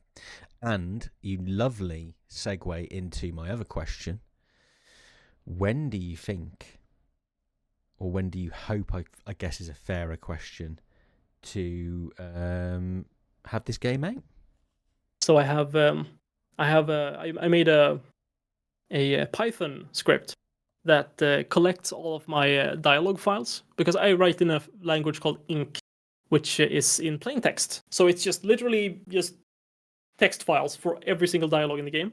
It goes through them, removes tags and comments, and then gives me a word count. And now I shouldn't say the word count just because it's not like internal information, whatever. But what's interesting about that is that I can see the exact percentage of words that I have versus how I think, how long I think the game is going to be. And what ends up happening there is that I know exactly when I'm going to finish my first draft. Now the thing is, we have a certain amount of planning when it comes to how many drafts and how much time we have, and for creating the art assets. And we can't say anything publicly about that. But I can tell you that it is not going to be in 2025, at least. That's the word. That's the thing I've been saying. That's good. Yeah. I think that's expectation is the most important thing, right? And I don't want people like barraging you with when's the game, because you see that a lot. Once people get excited, right, it's all you ever see then under like the studio tweets is like when's it out, and I don't, yes, yeah, it's frustrating. Are you likely to be at any of the conferencey type things like Gamescom or anything like that, talking about the game in the future? I'm gonna miss GDC. I'm probably gonna miss Nordic, which is a Swedish one, which is pretty cool, in Malmö. I'm going to maybe go to Gamescom. Look, like I mentioned before, I don't like vacations. I don't like traveling too much. I'm very much a I work. I sit here and write. That's what I do. But I do try to push myself to do things that are uncomfortable sometimes, because you're supposed to do that. Sometimes you have to go up on stage to pitch your game if you want money. Great, cool. I can do that easily. I don't do it on choice, as a hobby, but I do it if I have to. But Gamescom, maybe. GDC next year, maybe. It all depends on timings, but we'll see about that. Yeah. If it happens, I'll announce it, probably. Well, Gamescom will hopefully have me there, Giacomo there from Glasshouse, and Marco from Rue Valley, and I don't know who else. If I go, I'll have to obviously join up on a meetup. We have to do a meetup, obviously. Yes, of course. Yes. Yeah. Great. So yeah, that's why I'm asking everybody, like, come to Gamescom, fancy a beer? Yeah. All right. Thank you so much for giving us such, honestly, amazing detail on Esoteric Ebb. I'm so excited for the game. I hope other people are too.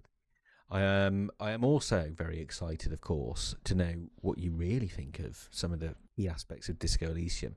So I have a list of questions I ask everyone at the end of the podcast. A dirty trick of mine to leave it to the end, of course, because I want people to stick around. I just get my document up. No, I don't want that one. Now, here's the thing. I'm obviously lying. I've never played Disco Elysium, and now I'm just going to make shit up. Great. Yeah. You're going to start making up these characters. I'm going to be like, oh, yes. I like when Karlov danced the Macarena. That was great. Yeah. Dear. Right. Where's my... There it is. Okay. Well, the first question is a really easy one.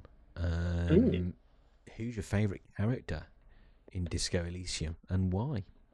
So the thing is, I really like Harry, because of the fact that the reason why I like this game is the interactivity, the fact that they have such an amazing design, and the fact that that character is arguably the most well-designed character when it comes to interactive writing in video game history. He is the thing. And he's not a character you usually think about when you think about a favorite character, but he is, in my eyes, the reason why the game works. Like, without him, without that thing nailing it, it doesn't work. Which is also, why I focus so much on the cleric and making him actually work in that sense as a main character and giving him so much depth, from my perspective. Because without that, you kind of lose the entire thing. Yeah, I'm just going to remark very quickly on the fact that nobody ever says Harry. And I can't remember which episode it was. I brought this up. Everyone, the first thing you get out of everyone is, "Oh, I can't say Kim because it's too obvious." And I think, well, you can't say I Kim didn't even because think about Kim. Oh no, that's terrible. I'm sorry, Kim. I'll be honest, Kim isn't even in my top 5. There you Hey, go. look at that. Now I'll be skinned alive by the fandom. Controversial opinion. He used to be, but I've changed quite a lot. But no, Harry, I think as a communicator, I mean, you've talked way more eloquently than I could about this kind of design of the character already. But yeah, it amazes me that nobody ever goes, yeah, Harry's my favourite character. I can only think that it's down to some level of ownership of the character, and maybe like, well, I always feel like everybody's Harry is their own, and to say that Harry's their favourite character is to say that they are the best part of Disco Elysium. Do you know what I mean? Oh no, I'm a narcissist. God damn it. Exactly. Shit. Yeah. That's why I think people don't immediately jump to it, but they miss slightly there that he is an extension of you, yes, but he's still the reason it's such a powerful role play element is because of how well designed he was in the first place. Yeah. And a fucking fascinating character as well. The fact that people still debate over whether he's really a misogynist or not, or whether he's really communist and all of this stuff is, I think, a credit to what they did. My perspective on that is just that, Harry is a human being, and all human beings have an incredible amount of depth to them that you can just, like, everyone's limited by stuff. Like Harry, there are things that Harry would not do in that game. Obviously. Yeah. There are things the cleric would never do. But that doesn't mean they don't have a massive range of things they could do within that character that exists. But it's still a character that exists. Harry is real. Even everybody that plays Harry in different ways, that's just, in my opinion at least, various timelines of him, various ways he was affected. The starting stats, that's just the version of Harry that came out on the other end of the bottle. Yeah. 100%. Yeah. Completely agree with you there. Great choice. Thank you. I'm very proud. Do you have a particular sub-story or plot in the game that is your favourite?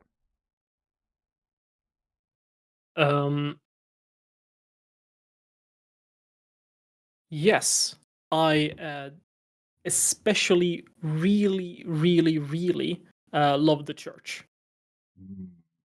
There's something about the way it's handled back and forth. I mean, a lot of things are really great in the game, obviously, but specifically that part with all the characters, with all the things, how it moves together with various parts, it feels like a real RPG quest in that sense, and it feels like a completely, it feels like one of those parts that a producer would tell you to cut because it doesn't add anything to the overarching story. Yeah. It's kind of, I'm glad you said, like, because it can be as surface level as you want it to be. It can be about just bumping into a bunch of drug-addled children who want to start a speed factory in a nightclub, and like you could not explore too much of that at all. You might not even get them in the church, right, or agree for the programmer to do anything for you. So it can be as surface level as, like, I didn't really bother with them. They didn't offer too much. It was this distraction, blah blah blah.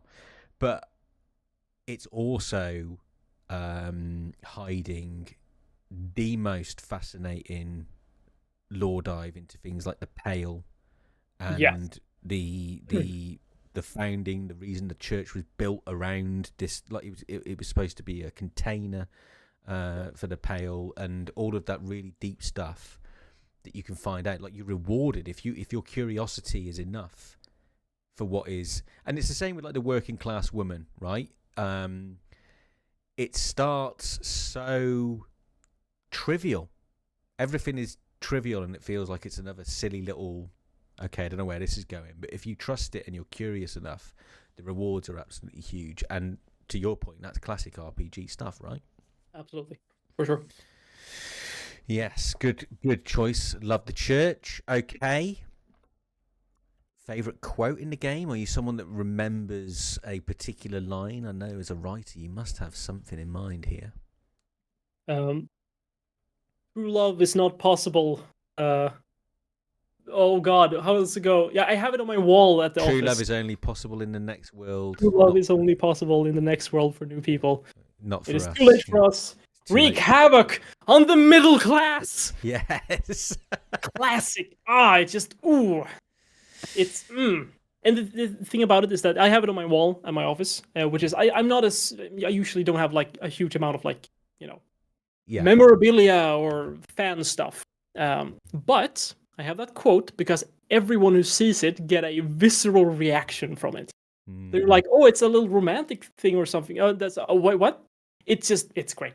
It's great, and you can interpret it in so many different ways. I'm not even sure if I understand it. Like, I don't fucking know. I try to listen to David Lynch and the whole, don't once you have the idea, let it out, and then don't try to explain it too much. Just feel it. Feel it. I'm trying really hard to feel stuff and not just explain stuff after I enjoy a piece of art. More and more, because explaining is so satisfying. You can watch on YouTube the ending explained for this thing. Great. Or you could watch a movie like The Green Knight and just go like, oh, I'm feeling something here. I'm not sure what, but man, is it cool. And just leave it at that. Just let it ingrain into your psyche and just enjoy it. Yeah, great quote and a great reason for loving it, and I'm glad to hear it's got pride of place in the office. Yes, and I like what you said about it, actually.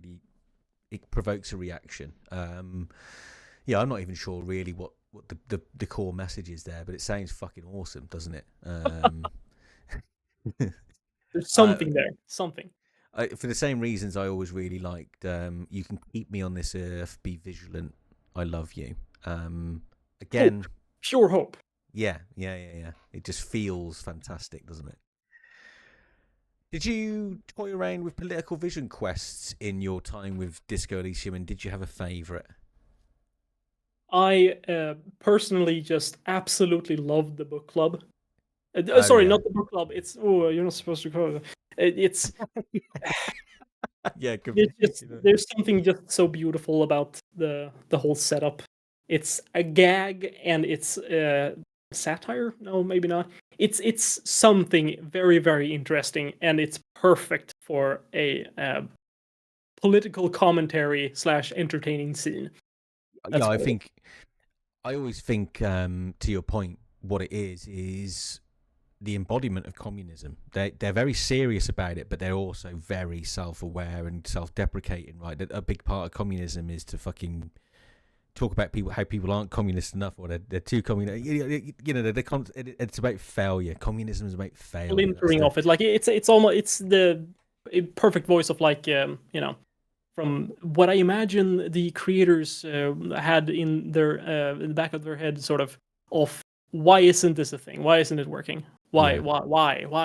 And then just push that out into an emotional thing that sometimes comes out as a very funny joke. Yeah, no, it's brilliant. But it's my least favorite of the political vision quests, I have to say. Yeah, I know. Despite, I mean, theme retention is classic, so that's exactly. Yeah, I mean, this is the thing. I go back to how much comedy matters to me, and the other three are just way funnier. Well, actually, Moral Intern's not that funny. Maybe Moral Intern could, but the Moral Intern political vision quest has a fucking moment, right? Like, it's the one that really takes you beyond Martinez more than anything else, which is why, despite it's misgivings, that's the one I really enjoyed, because it took you into the Moral Intern are this mysterious mythical force the whole time that are just there and watching, and then you get to interact with them, and it's like, ooh, okay, so this anyway. Favorite piece from the soundtrack? What do I listen to the most? It's a cliche, but the Instruments of Surrender.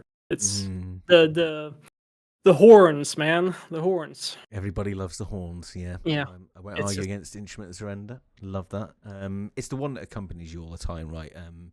The thing I like about Disco Elysium and the music is how subtly it changed, and you don't realise it's changed, and because everything feels so familiar all of the time, which is a really neat trick that Disco Elysium does. All right, this one I think is a good question to end on, and in the context of who you are, being a member of the new era of disco likes. Given everything that you've considered yourself since the fallout of Zone, everything that you know about successors and spin-offs and disco likes, what are your hopes for the future of Elysium and disco like as a genre?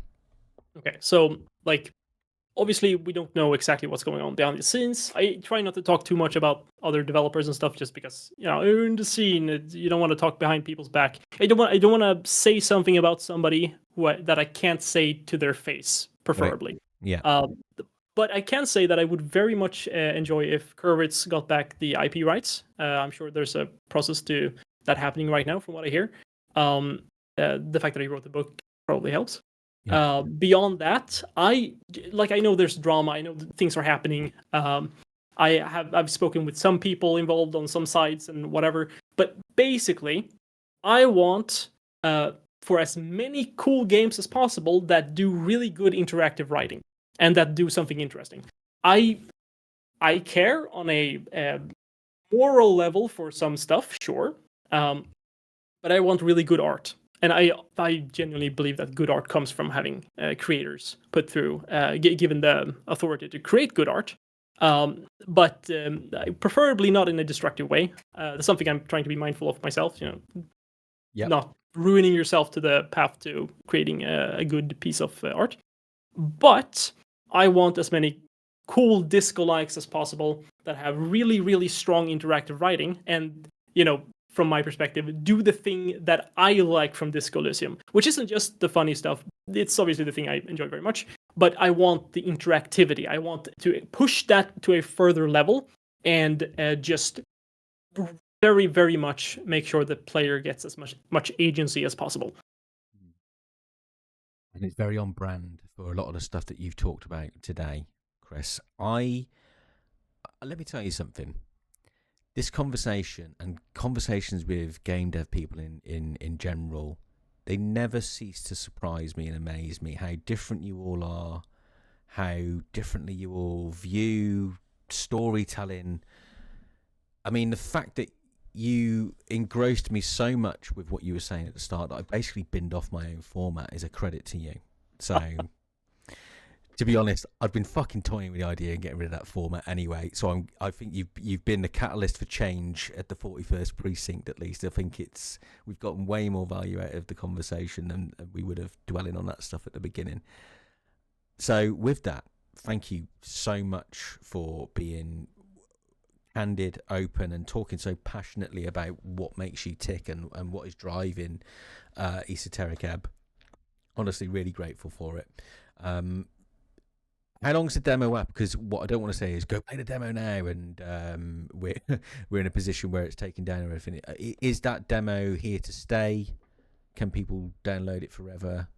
I think we're currently planning on. Oh God, I think I remember the date. March 17th is the official date currently. We'll see if that sticks. But it might come up again later. We're definitely still going to a Next Fest at some point in the future. So before release, there is going to be another demo. You're going to get a chance to play it. It's going to be awesome. Yeah, I suspect by the time this publishes, the 17th of March may be gone. So sure. Yeah, keep an eye out on socials and everything else for Esoteric Ebb. Christoffer Bodegård, you have been an absolute pleasure. Thank you so much for giving me your time. To everybody who's listened, I hope you've enjoyed it. I really have. Keep an eye out on all of the socials for Christoffer's work and announcements. Raw Fury are the publisher now. Congratulations on that. So you can go and check out their socials as well. And yeah, thank you very much, Chris. Thank you very much, David. I remember the name. Yes, well Yes. done. Yeah. All right, folks, that's another episode of Human Can Opener. Until the next one, thank you and goodbye.